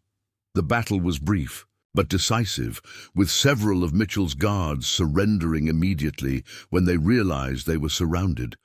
Mitchell himself tried to use one of the kidnapped women as a human shield, but Emma had anticipated this tactic. She had spent years perfecting her marksmanship, and her shot took the governor in the shoulder, spinning him away from his hostage without endangering the woman. The rescued women were traumatized but alive, their courage and resilience reminding Emma of her own survival years earlier. As federal marshals led Mitchell and his surviving accomplices away in chains, Emma felt a familiar sense of justice served, though she knew the larger fight against corruption would continue. The conspiracy's exposure sent shockwaves through territorial governments across the West. Senate hearings revealed the extent of the criminal network, leading to reforms that strengthened federal oversight of territorial administrations. Emma's department received expanded authority and resources, recognition of her success in rooting out systematic corruption. Standing in the rebuilt refuge as autumn painted the mountains in brilliant colors, Emma reflected on how far they had all traveled from that dawn wedding years earlier. The ranch now housed 23 women, including several who had become advocates and investigators themselves. Their shared experiences had created a community of survivors who understood that healing came through helping others. Marcus approached her as she watched the sunset, his arm finally healed, and his smile carrying the warmth that had first drawn her to him. "Any regrets about the life we chose?" he asked, wrapping his arms around her from behind. Emma leaned back against his chest, feeling the solid strength that had anchored her through years of dangerous work. "Only that it took being buried alive to find it," she replied. "But maybe that's what it took to become who we needed to be. The woman who had once been too frightened to fully reject a corrupt sheriff's advances had become a force that terrified criminals across the American frontier. Her marriage to Marcus had given her not just love and protection, but a partnership that amplified both their abilities to create positive change. As stars began to appear in the darkening sky, Emma Caldwell looked toward the future with anticipation, rather than fear, knowing that whatever challenges lay ahead, she would face them with the strength born from surviving the unthinkable and the love of a man who had helped her transform tragedy into triumph. 5 years after the Mitchell conspiracy's exposure, Emma Caldwell stood before the United States Senate Committee on Statehood. Her testimony, about whether Colorado Territory would be admitted to the Union. The hearing room was packed with journalists, territorial delegates, and reform advocates who had followed her remarkable journey from buried victim to the nation's most effective corruption fighter. Senator Williams, Emma addressed the committee chairman, the question before us is not simply whether Colorado possesses the population and resources for statehood, but whether we have successfully eliminated the systematic corruption that once plagued territorial governance. Her words carried weight that extended far beyond this single hearing. Over the past 5 years, Emma's department had investigated corruption in every Western territory, resulting in the prosecution of 47 officials, the recovery of millions in stolen funds, and the implementation of oversight systems that had fundamentally changed frontier governance. The statistics were impressive, but Emma knew the real measure of success lay in the individual lives that had been transformed. Women like Rebecca Donovan, who now ran her own school for girls in Silver Ridge, or Maria Santos Jr., who had overcome her kidnapping trauma to become one of Emma's most effective field investigators. The Caldwell Ranch Refuge had evolved into something unprecedented, a training center where survivors learned not just to heal, but to become agents of change themselves. Senator Robert Aldrich, a known opponent of Western statehood, leaned forward with the aggressive posture Emma had learned to recognize in corrupt officials. Mrs. Caldwell, while your work has been notable, some question whether the territories can truly govern themselves without continued federal oversight. Are you confident that removing territorial status won't simply allow corruption to resurface? Emma had anticipated this challenge. Her response was measured but passionate, drawing on years of experience and hard-won wisdom. Senator, the premise of your question assumes that federal oversight prevents corruption rather than enabling it. My investigations have shown repeatedly that corruption flourishes when communities lack the power to hold their officials accountable. Statehood provides that accountability through direct elections, state courts, and local control. She gestured toward the gallery where several Colorado delegates sat, including former territorial residents who had transformed their communities. The people of Colorado have proven they can identify and eliminate corruption when given the tools to do so. Federal dependency creates the very conditions that allow men like Governor Mitchell to operate with impunity. The hearing continued for 3 intense days, with Emma fielding questions about everything from territorial finances to law enforcement capabilities. Her testimony was exhaustively detailed, supported by case files that documented not just the problems that had existed, but the systematic solutions that had been implemented. On the final day, Senator Williams called Emma back for closing remarks. Mrs. Caldwell, this committee has reviewed your department's work extensively. Before we make our recommendation on Colorado statehood, we'd like your personal assessment of whether territorial justice systems can function independently. Emma stood slowly, her green eyes reflecting the confidence born from years of facing down the worst humanity had to offer. Senators, when I was buried alive 7 years ago, I learned something fundamental about human nature. Evil succeeds when good people believe they are powerless to stop it. Every corrupt official I've investigated operated under the assumption that their victims would remain silent, isolated, and afraid.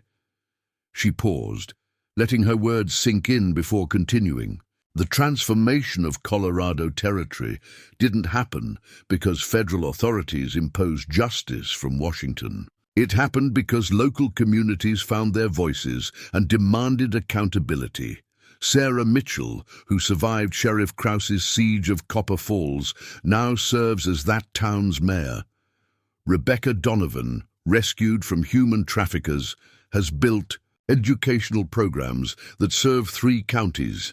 These women didn't need federal protection. They needed the opportunity to protect themselves and others. The committee's unanimous recommendation for Colorado statehood came 2 weeks later, with Emma's testimony cited as crucial evidence of the territory's readiness for self-governance. But for Emma, the victory was bittersweet. Success meant her federal department would be dissolved, its mission complete as territories achieved statehood and developed their own justice systems. Returning to the ranch for what she expected to be a permanent homecoming, Emma found that Marcus had prepared a surprise that would shape their next chapter. The property had been expanded to include a new building complex designed specifically for training law enforcement officers in anti-corruption techniques and victim advocacy. The Caldwell Institute for Justice Studies, Marcus announced as he led her through the modern facilities. We've received funding from private donors and congressional appropriations to train sheriffs, judges, and investigators from across the country. They want to learn the methods you developed. Emma was stunned by the scope of the project. Classrooms, equipped with the latest educational technology, a library stocked with legal texts and case studies, dormitories for residential students, and even a mock courthouse for practical training exercises. It represented everything she had learned about fighting corruption, institutionalized for future generations. The first class arrives next month, Marcus continued, his pride in the project evident. 47 students from 23 states, including several women who want to follow your example. Among the first class of students was a young woman named Catherine Pierce, whose story eerily paralleled Emma's own experience.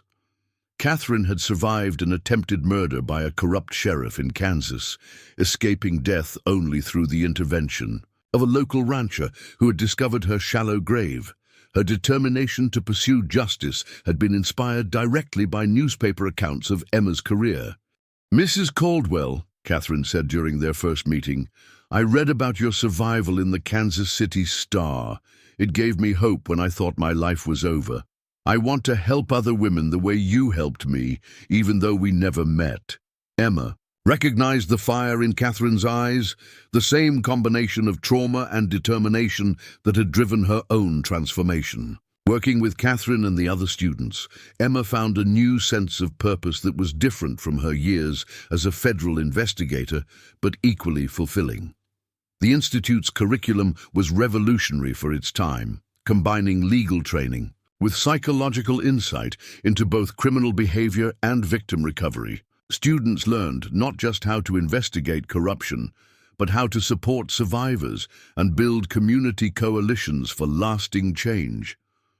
Emma insisted that every graduate spend time working directly with victims, understanding that effective justice required empathy as well as legal knowledge. As the Institute's reputation grew, Emma began receiving invitations to speak at universities, legal conferences, and women's organizations across the country. Her message was consistent. Individual trauma could be transformed into collective power when survivors chose to help others rather than remaining silent about their experiences. One particularly meaningful invitation came from the Women's Legal Defense Fund in New York City, where Emma was asked to address a gathering of female attorneys, judges, and reform advocates.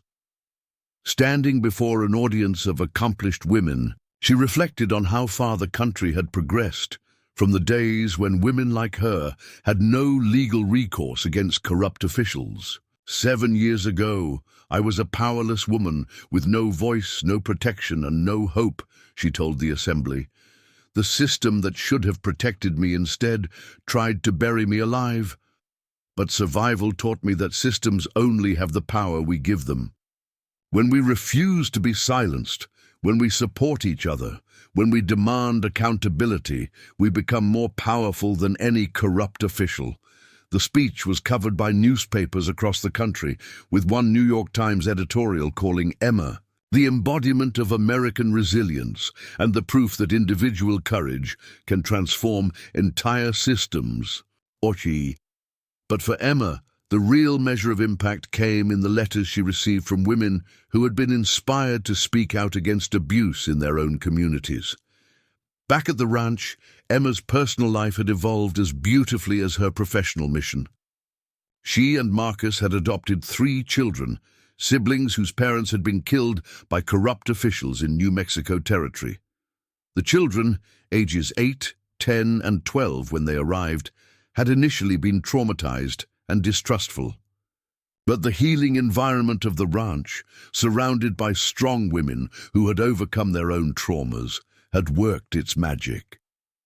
10-year-old Samuel had become fascinated with the Institute's library, spending hours reading legal texts and announcing his intention to become a lawyer who fought corruption. 12-year-old Elena showed remarkable aptitude for the investigative techniques Emma taught, already demonstrating the analytical skills that might one day make her a formidable prosecutor. 8-year-old Rosa had found her calling in caring for the ranch's horses, developing an intuitive connection with animals that reminded Emma of Marcus's own gifts. "They're healing," Emma observed to Marcus one evening as they watched the children play with some of the Institute's students. "Not just surviving, but becoming stronger because of what they've experienced."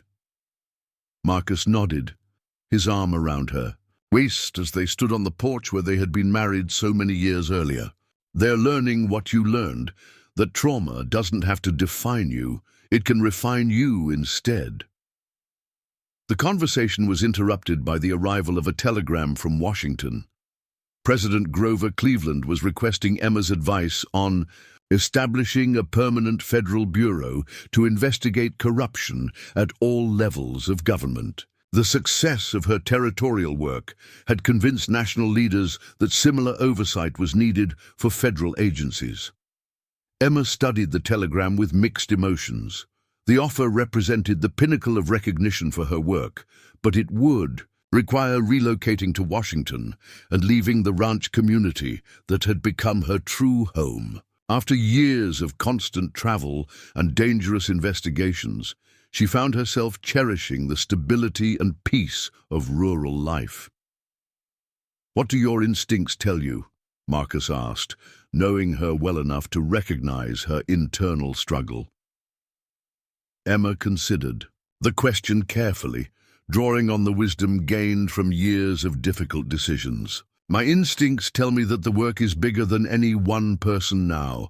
We've trained dozens of investigators, inspired hundreds of reform advocates, and proven that corruption can be defeated through systematic effort. Maybe it's time to focus on growing what we've built here rather than expanding into new territories."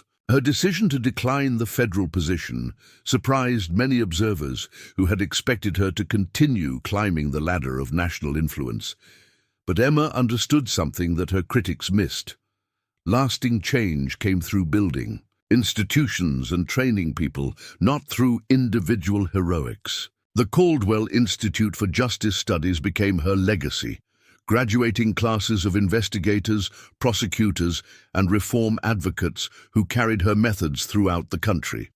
By 1895, 10 years after her rescue from the grave, graduates of the Institute were serving in law enforcement and judicial positions in 38 states, fundamentally changing how the justice system approached corruption and victim advocacy. Emma's final public appearance came in 1900, when Colorado celebrated the 15th anniversary of its statehood. Speaking to a crowd of thousands in Denver, she reflected on the journey that had transformed both her life and the entire region. 15 years ago, Colorado Territory was ruled by fear, she told the assembly. Corrupt officials operated with impunity because they believed their victims would remain silent. Today, Colorado stands as proof that ordinary people can create extraordinary change when they refuse to accept injustice as inevitable. She gestured toward the crowd, where many faces belonged to women who had graduated from the Institute or been helped by its programs. The transformation of this state didn't happen because one woman survived being buried alive. It happened Because dozens, then hundreds, then thousands of people choose courage over comfort, justice over silence, hope over fear. As applause echoed across the crowd, Emma felt a profound sense of completion.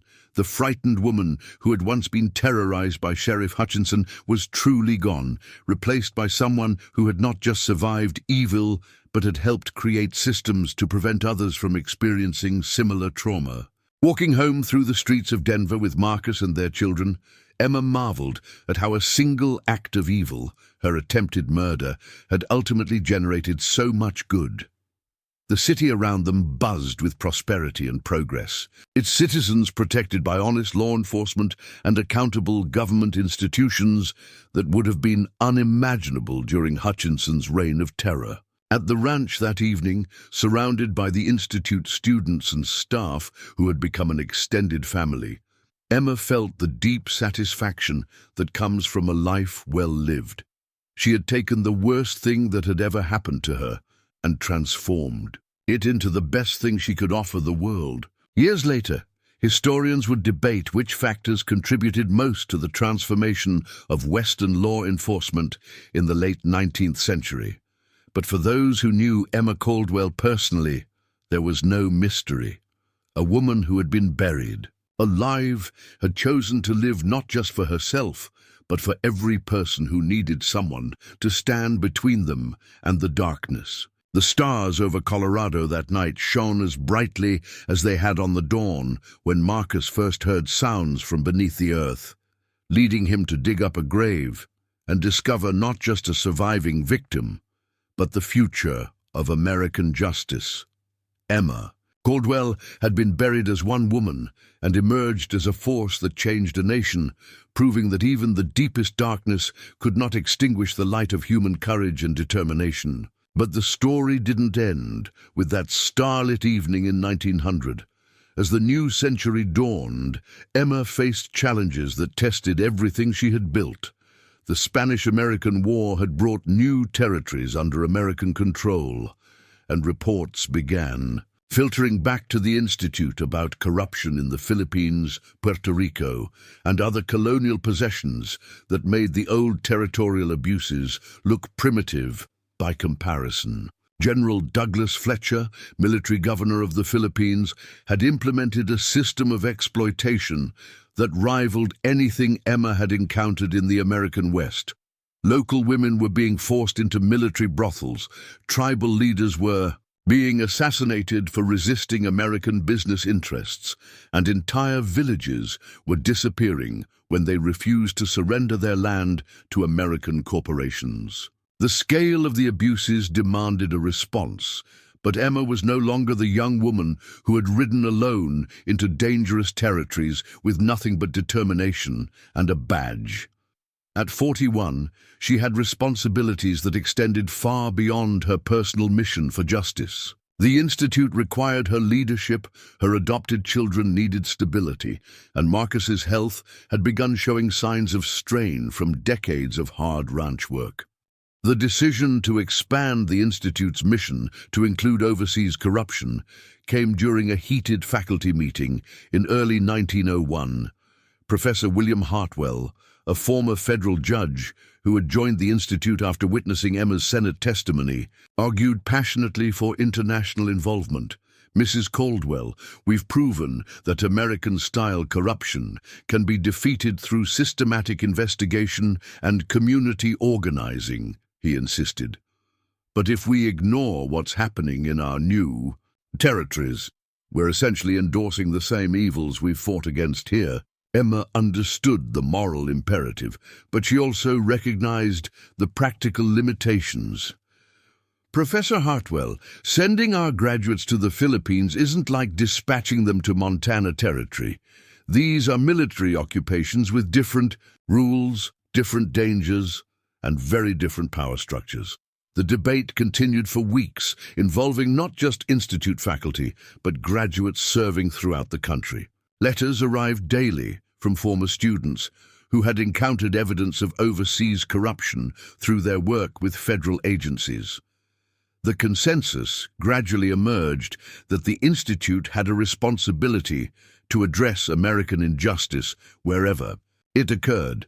Emma's solution was characteristically innovative. Rather than attempting to investigate overseas corruption directly, the Institute would train local advocates in American territories and trust them to adapt the Caldwell methods to their specific circumstances. It was a model of empowerment rather than intervention, consistent with Emma's belief that lasting change came from within communities rather than being imposed from outside. The first international class arrived in the summer of 1901, consisting of 12 advocates from Puerto Rico, the Philippines, and Hawaii. Among them was Isabella Rodriguez, a former teacher whose husband had been murdered by American soldiers after protesting the seizure of their family's coffee plantation. Her determination reminded Emma powerfully of her own younger self, though Isabella's struggles were complicated by language barriers and cultural differences that Emma had never faced. "Mrs. Caldwell," Isabella said during orientation, speaking carefully measured English, "in Puerto Rico, the American officials tell us we should be grateful for civilization. But civilization that comes through murder and theft is not civilization. It all, working with the international students, required Emma to examine her own assumptions about justice and corruption.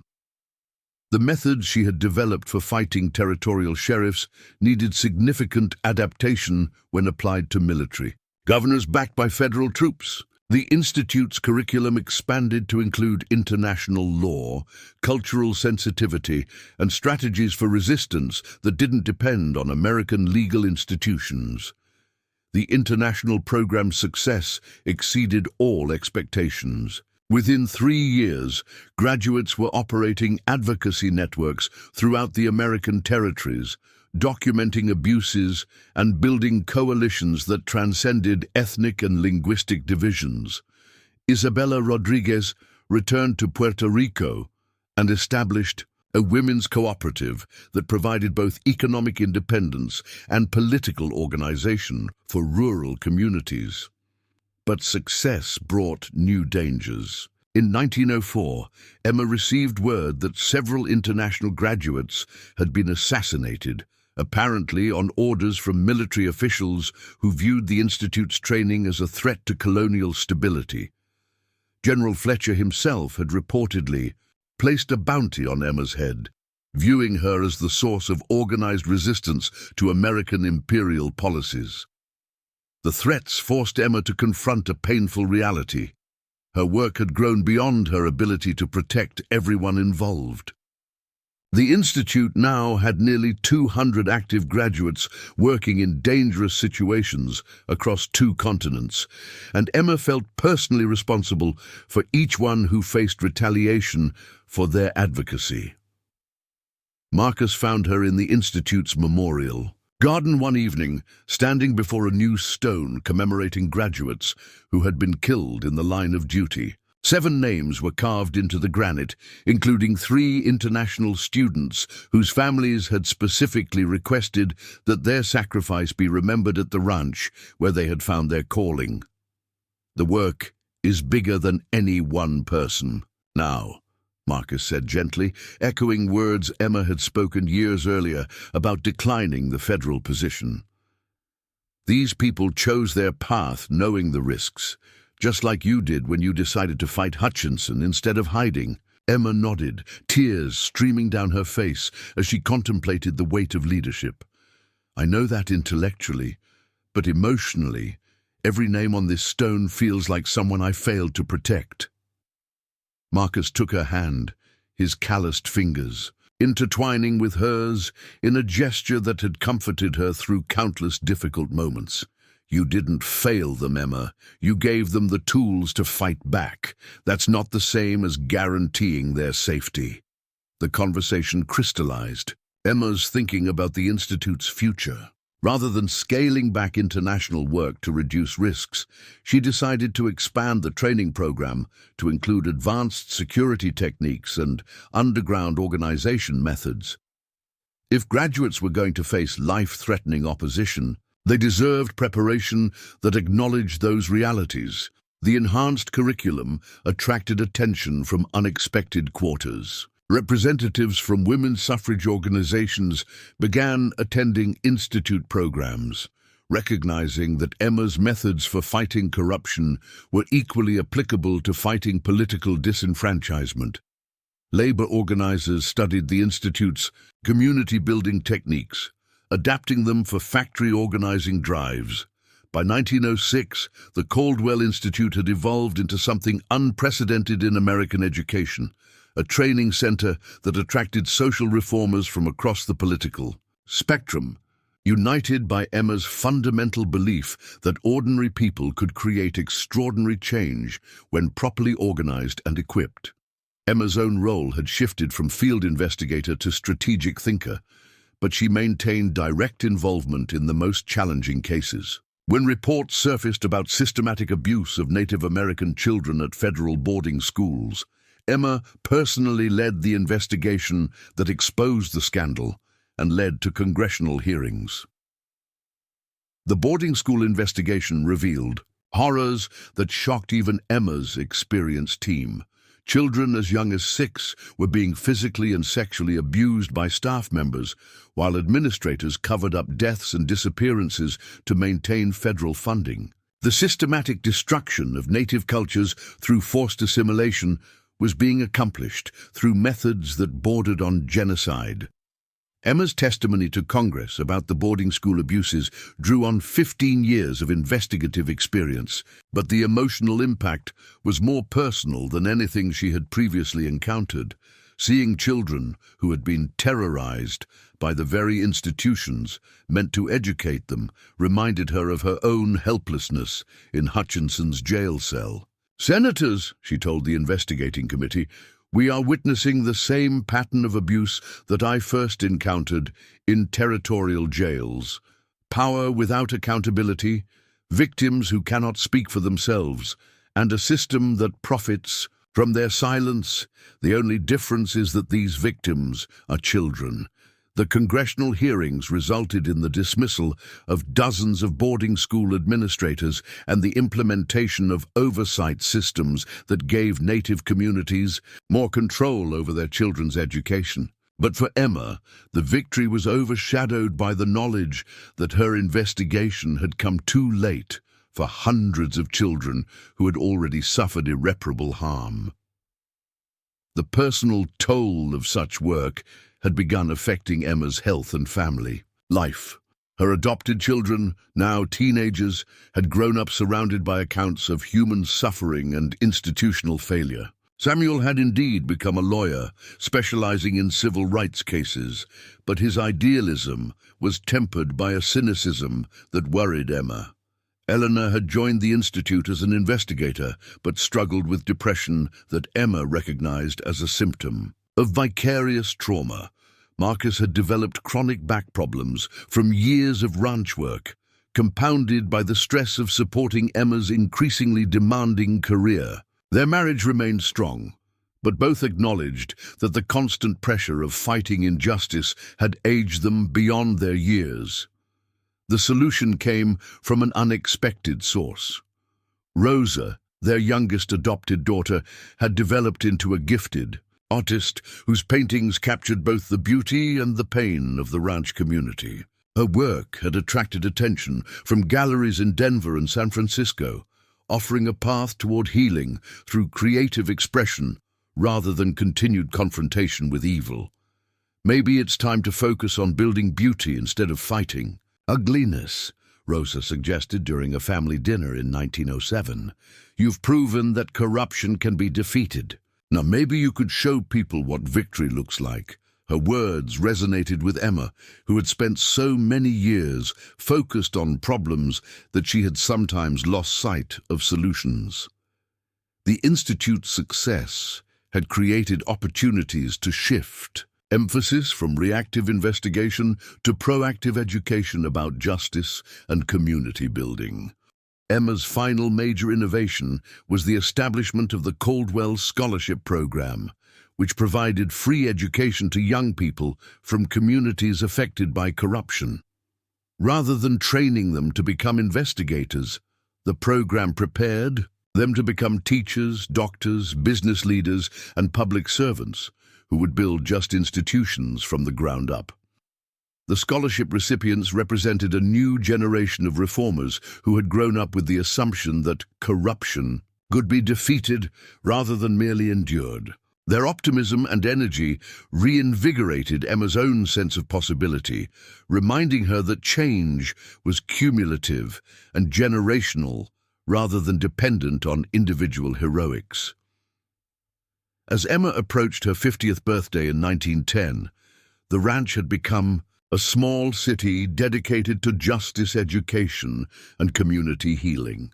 The Institute's graduates served in leadership positions throughout the country and overseas, while the scholarship program was producing a new generation of advocates who would carry the work into the 20th century's new challenges. Standing in the same pasture where she had been buried and reborn 23 years earlier, Emma reflected on the incredible journey that had brought her to this moment. The terrified woman who had been dragged from a jail cell was now recognized as one of America's most influential reformers, but more importantly, she had created institutions and trained people who would continue the work long after she was gone. The cattle still grazed peacefully in the meadow, their presence a reminder of the simple ranch life that had provided stability throughout decades of dangerous and demanding work. Marcus joined her as the sun set behind the mountains, their children and grandchildren playing nearby, while institute students and staff prepared for evening discussions about justice and community building. "Any regrets?" Marcus asked, repeating the question he had posed so many years earlier. Emma smiled, her green eyes reflecting the contentment that comes from a life lived with purpose and impact. Only that it took so long to realize that the goal wasn't to fight evil forever, but to build something so strong and beautiful that evil couldn't take root. The legacy of Emma Caldwell would endure not in the corrupt officials she had defeated or the investigations she had conducted, but in the thousands of people she had inspired and trained to continue the work of building a more just world. She had been buried alive as a victim and emerged as a force for transformation that would ripple through generations, proving that even the most devastating evil could be transformed into lasting good through courage, determination, and the refusal to let trauma have the final word. As the years progressed into the 1910s, Emma found herself increasingly called upon to address challenges that seemed to grow more complex with each passing decade. The Industrial Revolution had created new forms of exploitation that required entirely different investigative approaches. Factory owners were using immigrant workers as disposable labor, knowing that language barriers and fear of deportation would keep victims silent. Urban political machines had developed sophisticated corruption networks that made territorial sheriffs look like amateur criminals. Emma's response was characteristically innovative. The Institute established satellite training centers in major cities, adapting rural community organizing techniques for urban environments. The first urban center opened in Chicago in 1912. Housed in a former warehouse that had been donated by a grateful businessman whose daughter had graduated from the original Colorado program. The Chicago Center attracted a different type of student than the ranch-based institute. These were second-generation immigrants, union organizers, social workers, and urban reformers who understood that corruption in cities operated through different mechanisms than frontier abuse of power. Emma spent months in Chicago personally designing curriculum that addressed machine politics, corporate bribery, and the intersection of organized crime with legitimate government. Among the Chicago students was Antonio Marchetti, whose father had been killed in a factory accident after organizing fellow Italian workers to demand safety improvements. Antonio's burning desire for justice reminded Emma of her own transformation after Hutchinson's attack, but his understanding of urban power structures brought new perspectives to the Institute's methods. Mrs. Caldwell, Antonio explained during a strategy session, in the neighborhoods, people don't trust anyone with a badge or a title. They've learned that officials who promise reform usually just want to control the graft themselves. We need approaches that work completely outside the system. Emma recognized the wisdom in Antonio's observation. The techniques she had developed for exposing territorial corruption assumed that honest officials existed somewhere in the chain of command. But urban machine politics had often corrupted entire systems from top to bottom, requiring resistance strategies that operated independently of official channels. The urban training program developed methods that would later influence civil rights, organizing labor movements, and community advocacy across the country. Students learned to build parallel institutions, independent newspapers, mutual aid societies, alternative dispute resolution systems that could function even when official institutions were completely compromised. The Chicago Center's most significant early success came in 1914, when Antonio Marchetti led an investigation into the Triangle Shirtwaist Factory fire cover-up. Despite official claims that the deadly fire had been an unavoidable accident, Antonio's team uncovered evidence that factory owners had known about safety violations for months and had bribed inspectors to ignore them. The investigation required techniques that went far beyond Emma's original territorial methods. Antonio organized immigrant workers to secretly document safety violations, created underground networks to protect witnesses from retaliation, and developed media strategies that bypassed corrupt newspapers owned by the same interests that controlled the factories. When the evidence was finally presented at public hearings, it sparked nationwide outrage about industrial safety and led to the establishment of federal workplace protection standards. More importantly for Emma, it proved that the Institute's methods could be successfully adapted to address corruption in America's rapidly changing industrial society.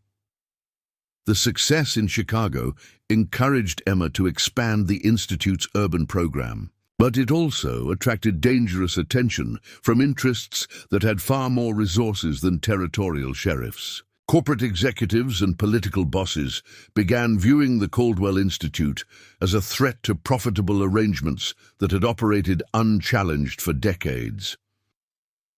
The retaliation came in 1915, when a coordinated campaign attempted to destroy the Institute through legal and financial attacks. Federal investigators, apparently acting on behalf of unnamed business interests, launched audits of the Institute's finances while spreading rumors that Emma was a socialist radical who posed a threat to American business.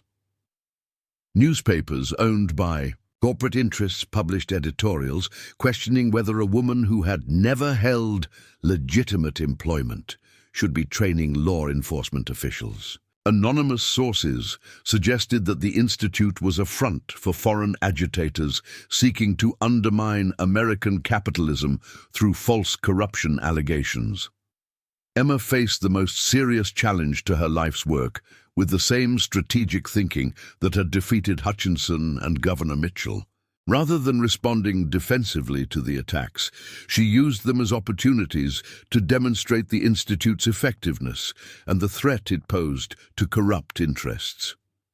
Her strategy was revealed during a packed press conference in Denver, where Emma addressed the allegations directly while surrounded by hundreds of graduates who had traveled from across the country to support her.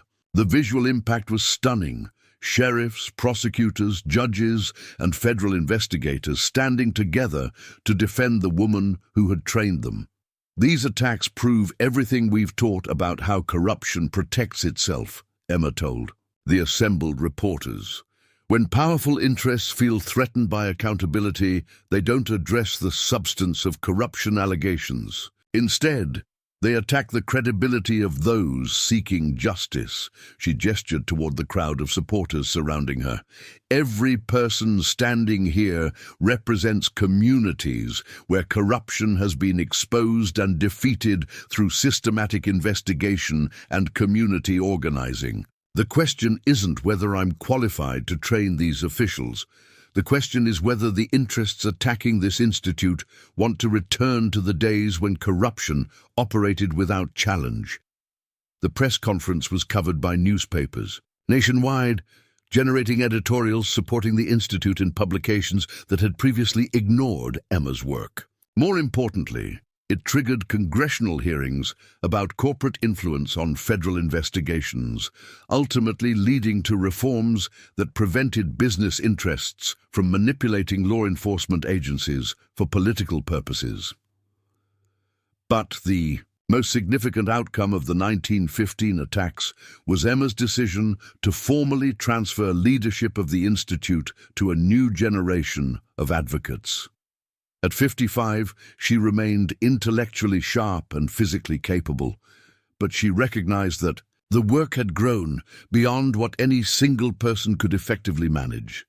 The transition process revealed the depth of institutional knowledge that had been accumulated over 2 decades of operations. The Institute now maintained detailed files on corruption patterns in 43 states, training materials that had been translated into 17 languages, and a network of graduates working in positions of influence throughout government, business, and civil society. Emma's chosen successor was Dr. Margaret Chen, a former Institute student who had become the first Chinese-American woman to earn a law degree from Harvard University. Margaret's background gave her unique insights into both discrimination and corruption, while her legal training provided skills that complemented Emma's practical investigative experience. "Mrs. Caldwell," Margaret said during the formal transition ceremony, "you've built something that transcends any individual leader. The Institute's strength lies not in your personal charisma, but in the systematic methods and institutional knowledge you've created." Emma felt a profound sense of completion as she handed over operational control of the Institute.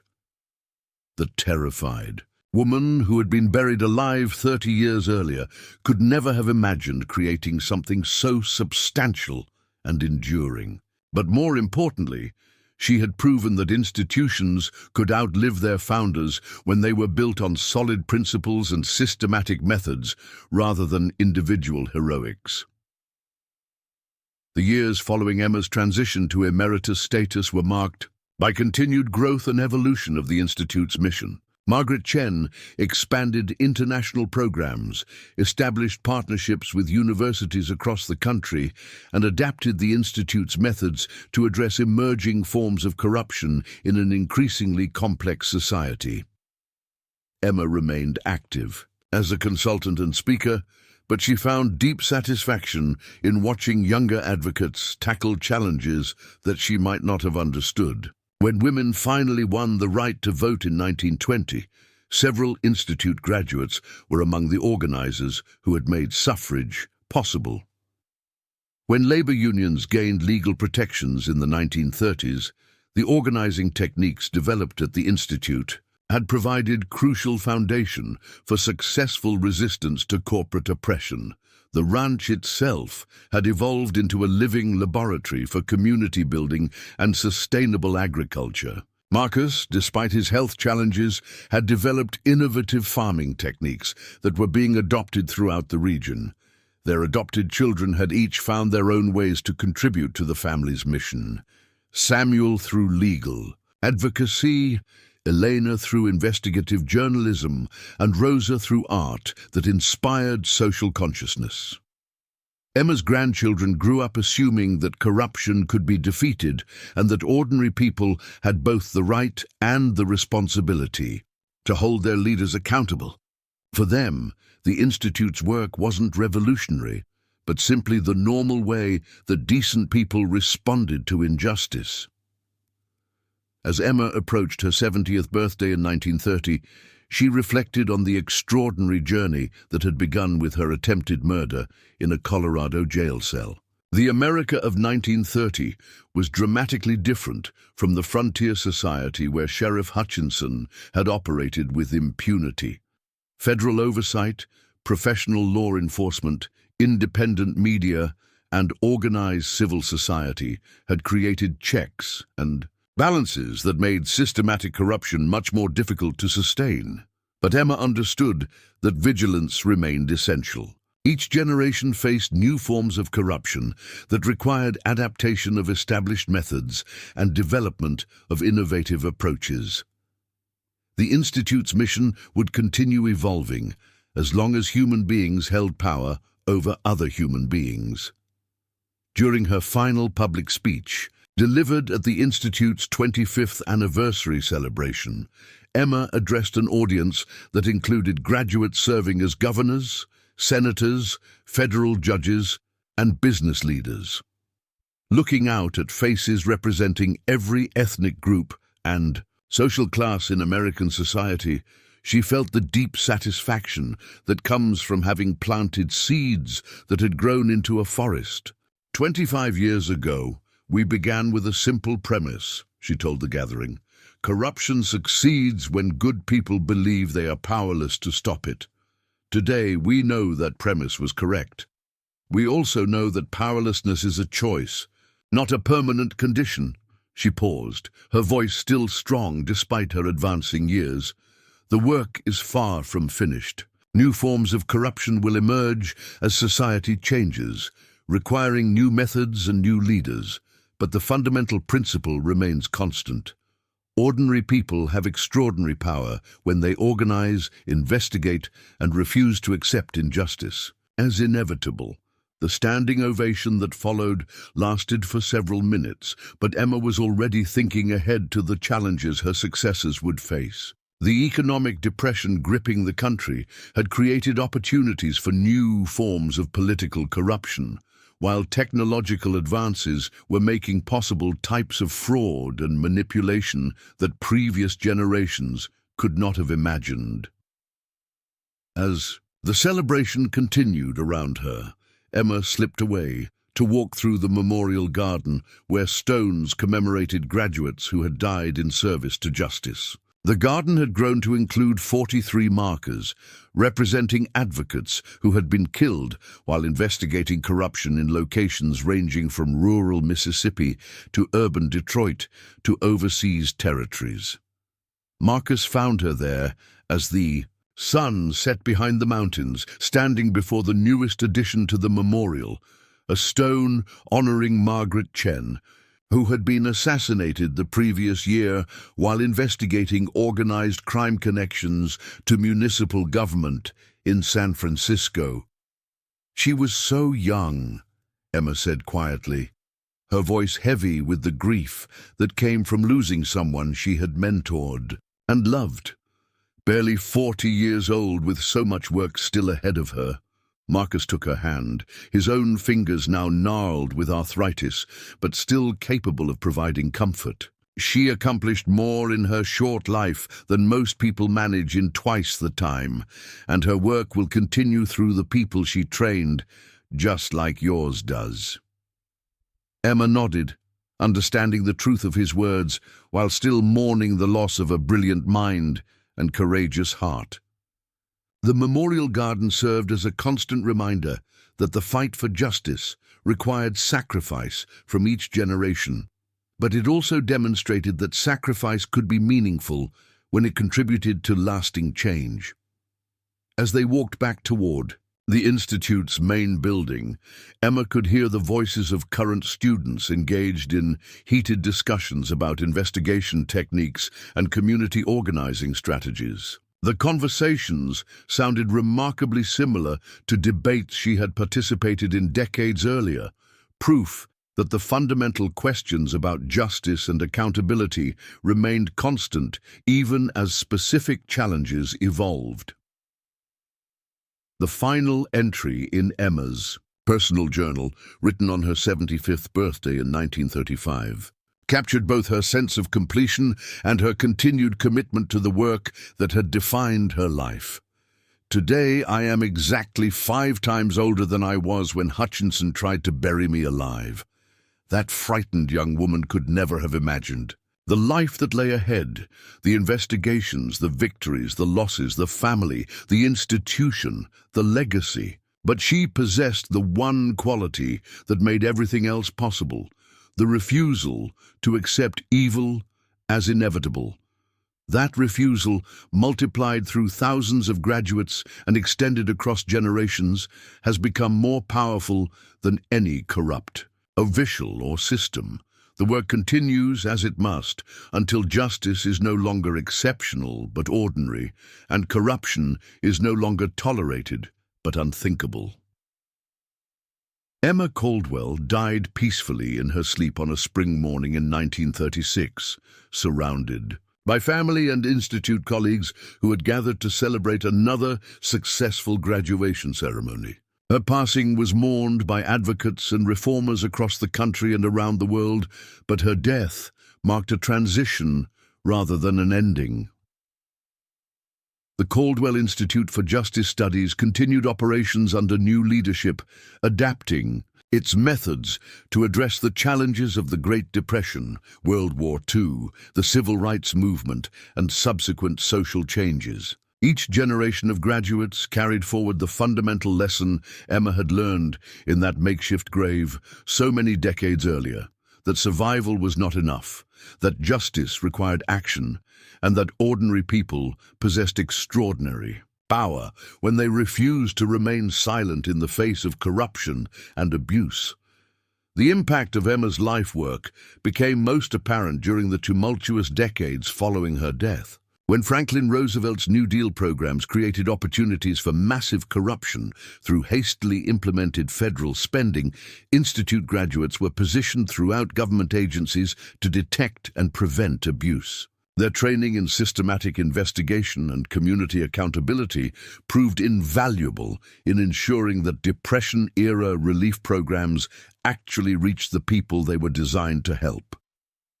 Thomas Brennan, a 1928 Institute graduate who had become chief investigator for the Works Progress Administration, later credited his training with preventing millions of dollars in fraud.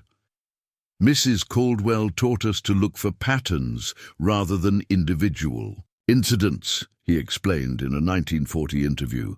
When we started seeing the same contractors winning bids in multiple states with suspiciously similar pricing, we knew we were dealing with organized corruption rather than isolated opportunism. The techniques Brennan employed, coordinating investigations across jurisdictions, building coalitions of honest officials, and using media pressure to force accountability, were direct applications of methods Emma had developed during her territorial investigations. The systematic approach she had pioneered for fighting frontier corruption proved equally effective against sophisticated federal-level schemes. World War II created entirely new categories of corruption challenges that tested the Institute's adaptability. Defense contractors were overcharging for military supplies, local officials were profiteering from rationing programs, and the chaos of wartime mobilization created opportunities for abuse that would have been impossible during peacetime. Jen's successor, Colonel James Washington, brought military experience to the Institute's leadership while maintaining its fundamental commitment to civilian oversight of government power. Washington, an African-American officer who had faced discrimination throughout his military career, understood how institutional bias could enable corruption by creating populations of victims who were denied legal recourse. Under Washington's leadership, the Institute began addressing systematic discrimination as a form of corruption, recognizing that denial of civil rights often involved the same abuse of official power that Emma had first encountered with Sheriff Hutchinson. This expansion of mission proved prescient when the civil rights movement emerged in the 1950s, requiring investigation and organizing techniques that the Institute had been developing for decades. The Montgomery bus boycott of 1955 demonstrated the continued relevance of Emma's methods. Rosa Parks, whose act of defiance sparked the boycott, had attended a weekend institute workshop on resistance to institutional oppression just months before her arrest. The community organizing strategies that sustained the year-long boycott drew heavily on techniques that had been refined through decades of fighting corruption in isolated Western communities. Dr. Martin Luther King Jr. himself visited the Caldwell Institute in 1958, seeking advice on investigation techniques that could expose the systematic nature of segregation rather than merely protesting individual incidents of discrimination. His conversations with Institute faculty helped shape the strategic approach that would characterize the most effective civil rights campaigns. Mrs. Caldwell understood something fundamental about the nature of injustice, Dr. King observed during his visit. Evil systems depend on the silence and isolation of their victims. When you break that silence and build connections between isolated victims, you transform individual grievances into collective power. The Institute's influence on the civil rights movement extended far beyond strategic advice. Dozens of Institute graduates played crucial roles in voter registration campaigns, school desegregation efforts, and economic justice initiatives throughout the South. Their training in documenting abuse, building coalitions, and maintaining non-violent discipline under extreme provocation proved essential to the movement's success. The 1960s brought new challenges that would have seemed incomprehensible to Emma's generation. Corporate pollution was poisoning entire communities. Government agencies were conducting illegal surveillance on American citizens, and the Vietnam War was creating opportunities for military contractors to profit from human suffering on an unprecedented scale. Environmental corruption represented a particularly complex challenge because it often involved legal activities that caused illegal harm. Chemical companies were dumping toxic waste into rivers while claiming compliance with inadequate regulations. Mining companies were destroying landscapes while operating under permits that had been obtained through political influence rather than legitimate environmental review. The Institute's response was to train a new generation of investigators who understood both traditional corruption and the emerging intersection between corporate power and environmental destruction. These graduates developed techniques for connecting health problems in affected communities to specific corporate actions, building legal cases that could overcome the sophisticated defensive strategies employed by well-funded corporate defendants. Rachel Morrison, a 1965 Institute graduate, pioneered community health mapping techniques that allowed residents of polluted areas to document patterns of illness that might not be apparent to individual families. Her work in West Virginia coal communities demonstrated clear connections between mining operations and increased cancer rates, leading to the first successful class action lawsuits against coal companies for environmental health damage. Emma Caldwell taught us that corruption always leaves evidence, Morrison explained during congressional testimony in 1970. Environmental corruption is no different. The evidence is written in cancer clusters, birth defects, and contaminated water supplies. We just had to learn how to read those patterns and present them in ways that courts and legislators could understand. The Watergate scandal of the early 1970s provided the ultimate validation of Emma's belief that systematic investigation could expose even the highest levels of government corruption. Several Institute graduates worked on the investigation teams that unraveled the conspiracy, applying techniques that traced directly back to methods Emma had developed for territorial investigations. Carl Bernstein, the Washington Post reporter, whose investigation helped expose the scandal, had attended Institute workshops on investigative journalism in the late 1960s. His systematic approach to connecting seemingly unrelated incidents reflected training he had received in Colorado, though few people realized the connection between frontier justice techniques and sophisticated political journalism. The Institute's influence became explicit when Congress established the Office of Government Ethics in 1978, largely based on recommendations from Institute alumni who had been studying federal corruption patterns for decades. The legislation creating the office included specific provisions for systematic investigation techniques, community accountability mechanisms, and victim protection programs that were direct descendants of Emma's original innovations. As the Institute approached its 50th anniversary in 1985, its impact extended far beyond American borders. International students who had trained in Colorado were applying Caldwell methods to fight corruption in newly independent nations across Africa, Asia, and Latin America. The techniques Emma had developed for isolated frontier communities proved remarkably adaptable to diverse cultural and political contexts.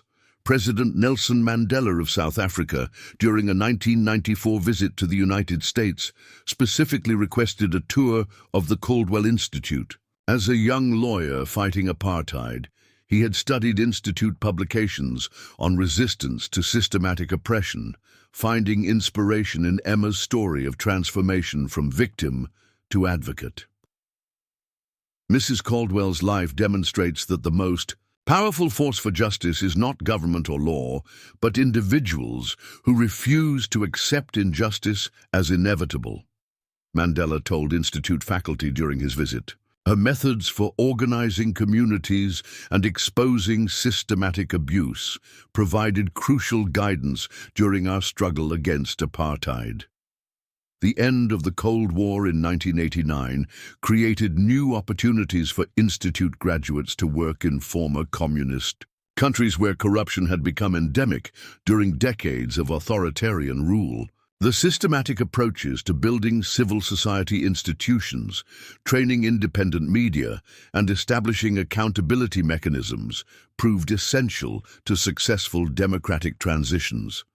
Dr. Elena Kowalski, a 1987 Institute graduate who worked extensively in Eastern Europe, adapted Emma's community organizing techniques for societies where trust had been systematically destroyed by decades of surveillance and political repression. Her work in Poland helped establish independent newspapers, citizen oversight groups, and anti-corruption organizations that became models for similar efforts throughout the former Soviet bloc. The genius of the Caldwell method is its recognition that sustainable change comes from within communities rather than being imposed from outside, Dr. Kowalski explained during a 1995 conference on post-communist transitions. Emma Caldwell understood that lasting justice requires citizens who are equipped and empowered to hold their own leaders accountable. The Institute's influence on international development became formal in 1990 when the United Nations established the International Anti-Corruption Training Program, headquartered at the Colorado Ranch and operated jointly by the Institute and UN agencies. The program brought officials from developing countries to study corruption prevention techniques in the same classrooms where Emma had trained her first students decades earlier. The digital revolution of the 1990s and 2000s created entirely new forms of corruption while also providing new tools for fighting abuse. Institute graduates pioneered the use of computer databases to track patterns of corruption across jurisdictions, developed secure communication methods for protecting whistleblowers, and created online platforms that allowed communities to document and report abuse. The September 11, 2001 terrorist attacks led to massive increases in government power and corresponding opportunities for abuse, requiring Institute graduates to adapt their methods for addressing corruption in the name of national security. The systematic approaches Emma had developed for investigating abuse while maintaining public safety proved essential to protecting civil liberties during wartime. As the Institute celebrated its 75th anniversary in 2010, its graduates included Supreme Court justices, cabinet members, governors, mayors, and thousands of local officials who had been trained in systematic approaches to preventing and investigating corruption. The Institute's influence had become so pervasive that its methods were considered standard practice rather than innovative techniques. But perhaps the most meaningful measure of Emma's legacy was found in the countless communities where Institute graduates had eliminated corruption, protected vulnerable populations, and built institutions that served people rather than exploiting them. From rural counties in Montana to urban neighborhoods in Detroit to villages in Guatemala, the principles Emma had discovered through her own survival had been adapted and applied to create more just societies. The memorial garden at the ranch had grown to include over 300 stones commemorating graduates who had died while fighting corruption. Each stone represented not just an individual sacrifice, but a community that had been transformed, a pattern of abuse that had been exposed, and institutions that had been strengthened against future corruption. Marcus Caldwell, Jr., Emma's adopted son Samuel's child, became the Institute's director in 2015, representing the third generation of leadership directly connected to Emma's original vision. His installation ceremony took place in the same pasture where Emma had been buried and rescued 80 years earlier, symbolizing the continuation of work that had begun with one woman's refusal to let evil have the final word. My great-grandmother taught us that trauma can become purpose, survival can become service, and individual courage can become collective power, Marcus Jr. said during his installation address. The methods she developed continue evolving, but the fundamental principle remains constant. Ordinary people have extraordinary capacity for creating justice when they are properly trained, adequately supported, and refuse to accept corruption. As inevitable, the crowd that gathered for the ceremony included graduates working in 93 countries, representing every continent and nearly every form of government.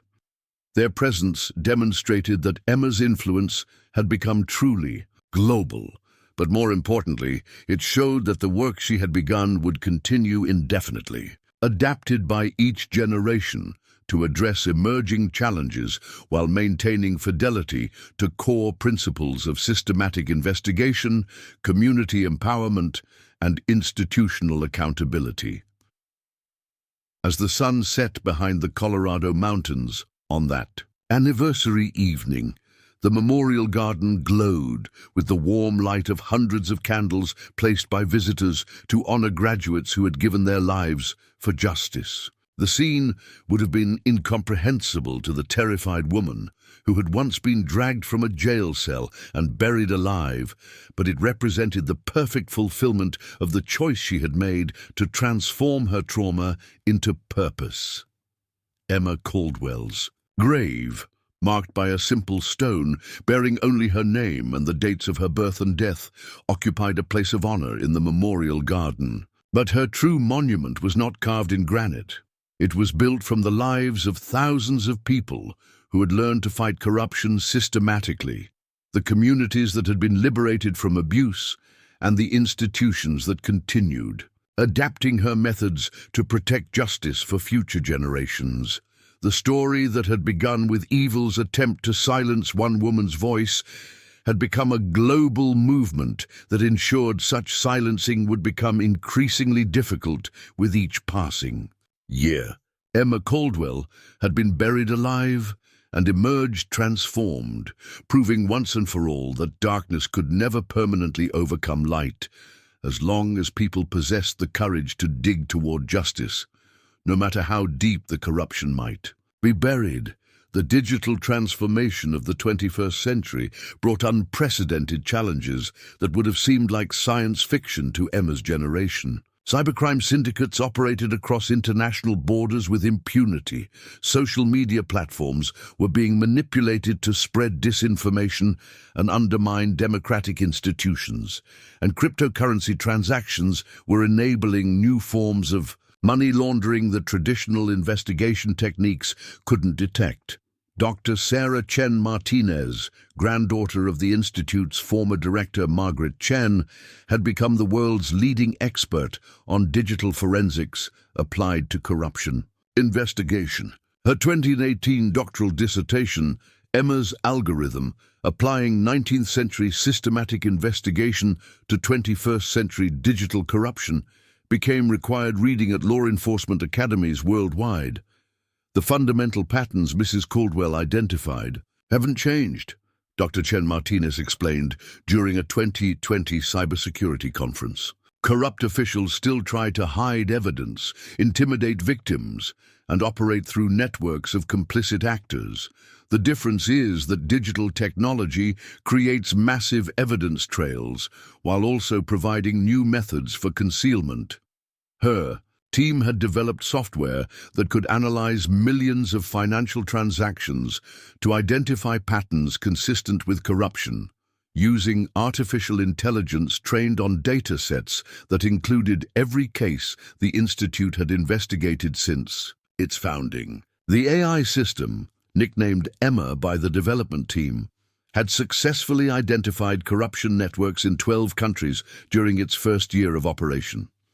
The COVID-19 pandemic of 2020-2022 created a global natural experiment in corruption prevention, as emergency spending programs worth trillions of dollars were implemented with minimal oversight. Institute graduates found themselves on the front lines of efforts to prevent pandemic relief fraud, applying Emma's systematic investigation techniques to rapidly evolving schemes that exploited public health emergencies. Dr. Michael Rodriguez, director of the Institute's Emergency Response Division, coordinated anti-fraud efforts across 43 countries during the pandemic's peak. His team's work prevented an estimated $2.3 billion in fraudulent claims, while ensuring that legitimate relief reached communities most affected by the virus. Emma Caldwell taught us that crisis creates opportunity for both corruption and justice. Dr. Rodriguez observed in his 2022 report on pandemic fraud prevention. Corrupt actors try to exploit emergencies when oversight is relaxed, but the same urgency that enables fraud also motivates honest officials to cooperate in ways that would be impossible during normal times. The Institute's pandemic response demonstrated how Emma's original insights about community organizing could be scaled to address global challenges. Local fraud prevention networks, coordinated through secure digital platforms, identified suspicious patterns that no individual jurisdiction could have detected. The collaborative approach reflected Emma's belief that corruption was best fought through cooperation among honest actors rather than reliance on individual heroics. Climate change emerged as another arena where the Institute's methods proved essential. As extreme weather events became more frequent and severe, disaster relief programs created new opportunities for corruption, while environmental regulations were weakened through systematic corporate lobbying that followed predictable patterns. Institute's Climate Justice Division, established in 2019, pioneered techniques for investigating the intersection between environmental destruction and political corruption.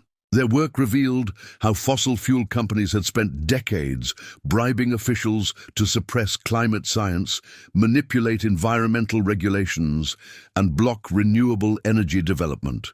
Dr. Jennifer Cloudwalker, a member of the Lakota Nation, who had graduated from the Institute in 2015, led investigations that exposed systematic corruption in federal environmental agencies. Her work demonstrated how Native American communities had been deliberately excluded from environmental decision-making processes, enabling corporations to use tribal lands as dumping grounds for toxic waste.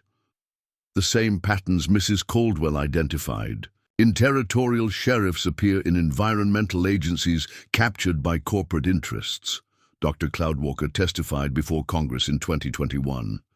Officials ignore evidence of harm, intimidate whistleblowers, and use their authority to benefit private interests rather than protecting public welfare.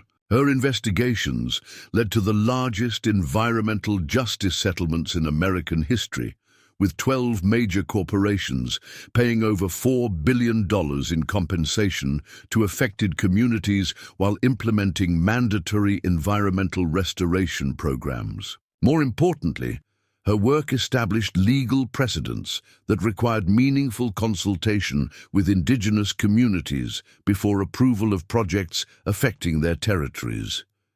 The Institute's influence on international development reached new heights during the 2020s as developing countries sought technical assistance in building corruption-resistant institutions. The Caldwell Protocols, systematic approaches to institutional design based on Emma's original insights, were adopted by international development agencies as standard methodology for governance programs. The World Bank's 2023 report on development effectiveness credited Caldwell Protocol implementation with reducing corruption in partner countries by an average of 34% over 5-year periods. The protocols emphasized community participation in oversight, transparent decision-making processes, and systematic documentation of official actions, principles that traced directly back to Emma's territorial investigations. President Maria Santos of Costa Rica, who had studied at the Institute during the 1990s, implemented the most comprehensive application of Caldwell protocols in Latin America. Her administration eliminated systemic corruption in government contracting, established citizen oversight mechanisms for all major projects, and created legal protections for whistleblowers that became models for neighboring countries. Mrs. Caldwell understood that corruption is not a cultural problem, but a systemic problem, President Santos explained during her 2024 address to the Organization of American States. When you create systems that reward honesty and punish abuse, honest behavior becomes the norm, regardless of cultural background or historical experience.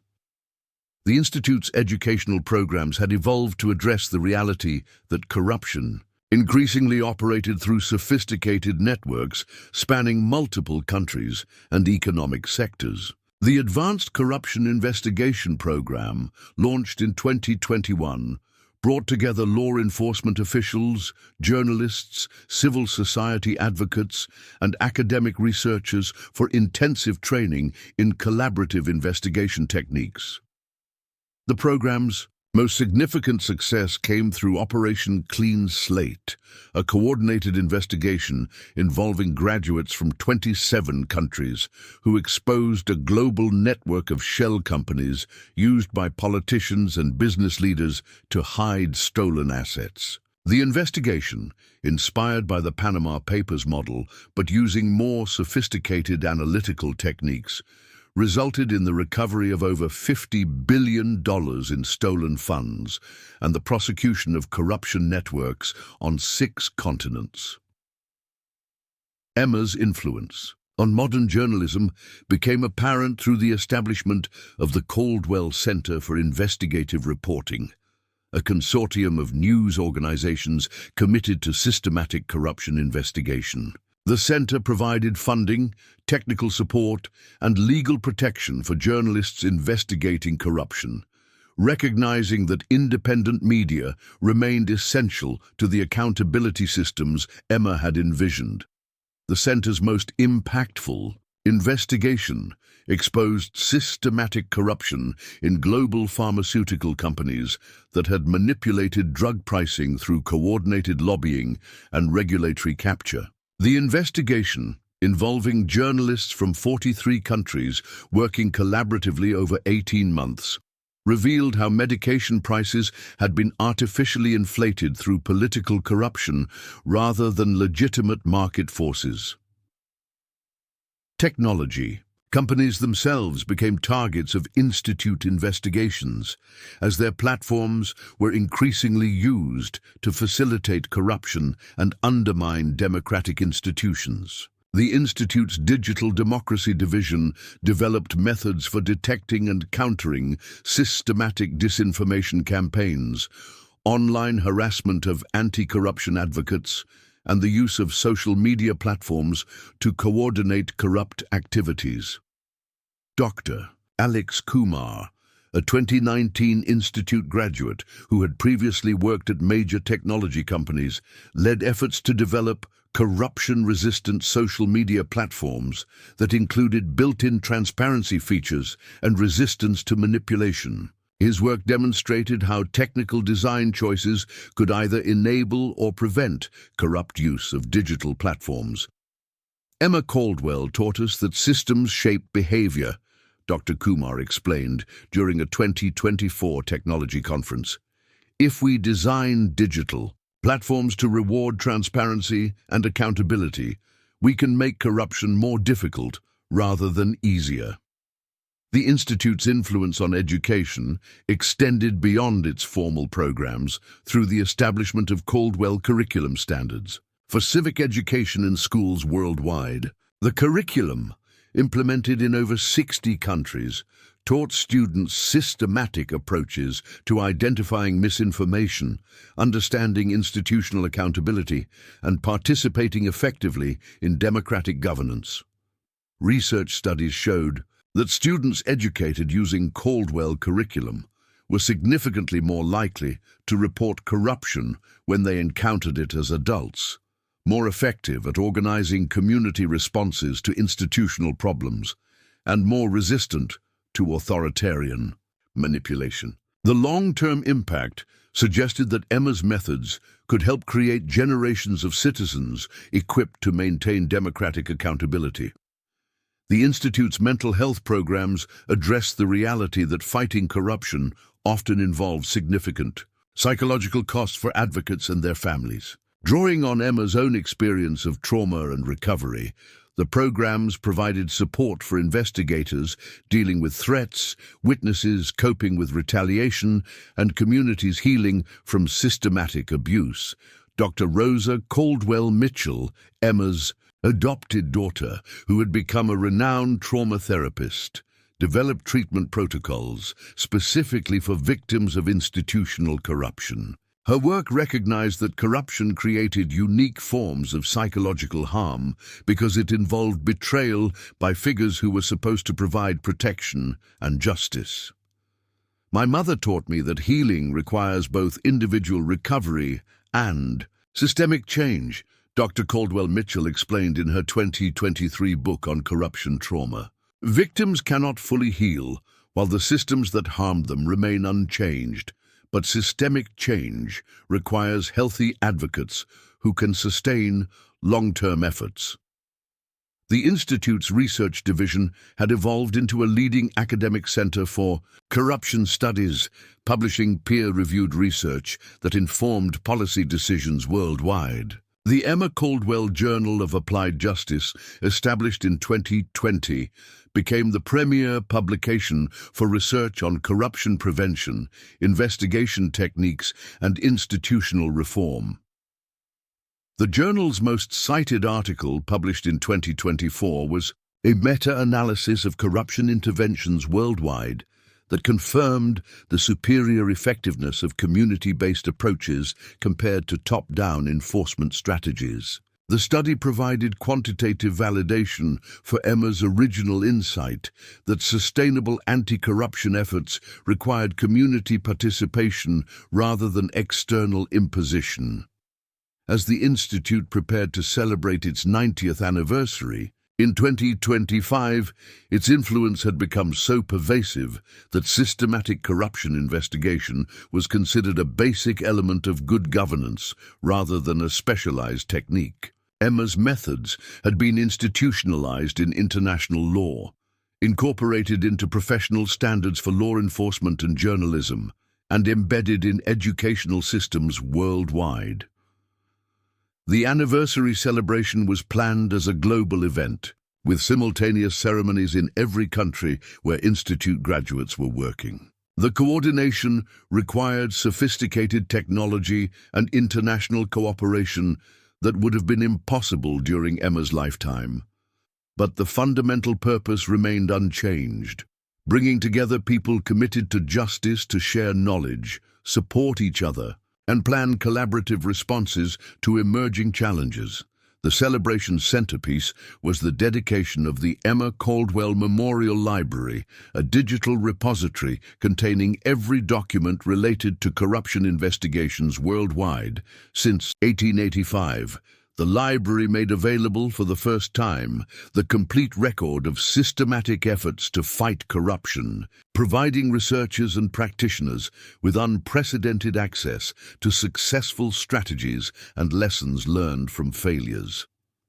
Dr. Samuel Caldwell Washington, representing the fourth generation of Emma's family to lead institute programs, served as the library's first director. His opening address connected Emma's original vision to contemporary challenges while recognizing that the work would never be complete. My great-great-grandmother understood that corruption adapts to changing circumstances, requiring constant vigilance and evolving methods, he told the global audience. The library represents our commitment to learning from the past while preparing for challenges we cannot yet imagine. The Memorial Library's most powerful section contained audio and video testimonies from thousands of corruption survivors worldwide, each sharing their experience of transformation from victim to advocate. The testimonies demonstrated that Emma's personal journey from buried victim to global reformer had been repeated countless times across cultures, languages, and political systems. Listening to these voices, speaking in dozens of languages, but sharing common themes of survival, determination, and hope, visitors to the library could understand why Emma's story had resonated so powerfully across generations. Her experience had revealed universal truths about human resilience and the possibility of transforming individual trauma into collective healing. The Institute's work continued expanding into new frontiers as space exploration and artificial intelligence created unprecedented opportunities for both innovation and abuse. Graduate programs were being developed to address corruption in space commerce, AI system manipulation, and other challenges that Emma could never have imagined, but that followed the same fundamental patterns she had identified in Frontier, Colorado. Standing in the Memorial Garden during the 90th anniversary celebration, surrounded by representatives from every continent and more countries than Emma had known existed, visitors could see the physical symbol of how far her influence had spread. Each stone in the garden represented not just an individual who had died fighting corruption, but entire communities that had been transformed through their sacrifice. The garden had grown to encompass several acres, with walking paths connecting different sections representing various types of corruption investigation: environmental, political, corporate, digital, and international. Each section contained stones marking advocates who had died in that particular field, creating a comprehensive monument to the global struggle for justice. Emma's own stone remained simple and unadorned, bearing only her name and dates, but its placement at the garden's center reflected her role as the inspiration for everything that had grown around it. Visitors often remarked that the simplicity of her marker contrasted powerfully with the complexity of the institution she had inspired, demonstrating that lasting change often emerged from humble beginnings. Up next, you've got two more standout stories right on your screen. If this one hits the mark, you won't want to pass these up. Just click and check them out. And don't forget to subscribe and turn on the notification bell so you don't miss any upload from us.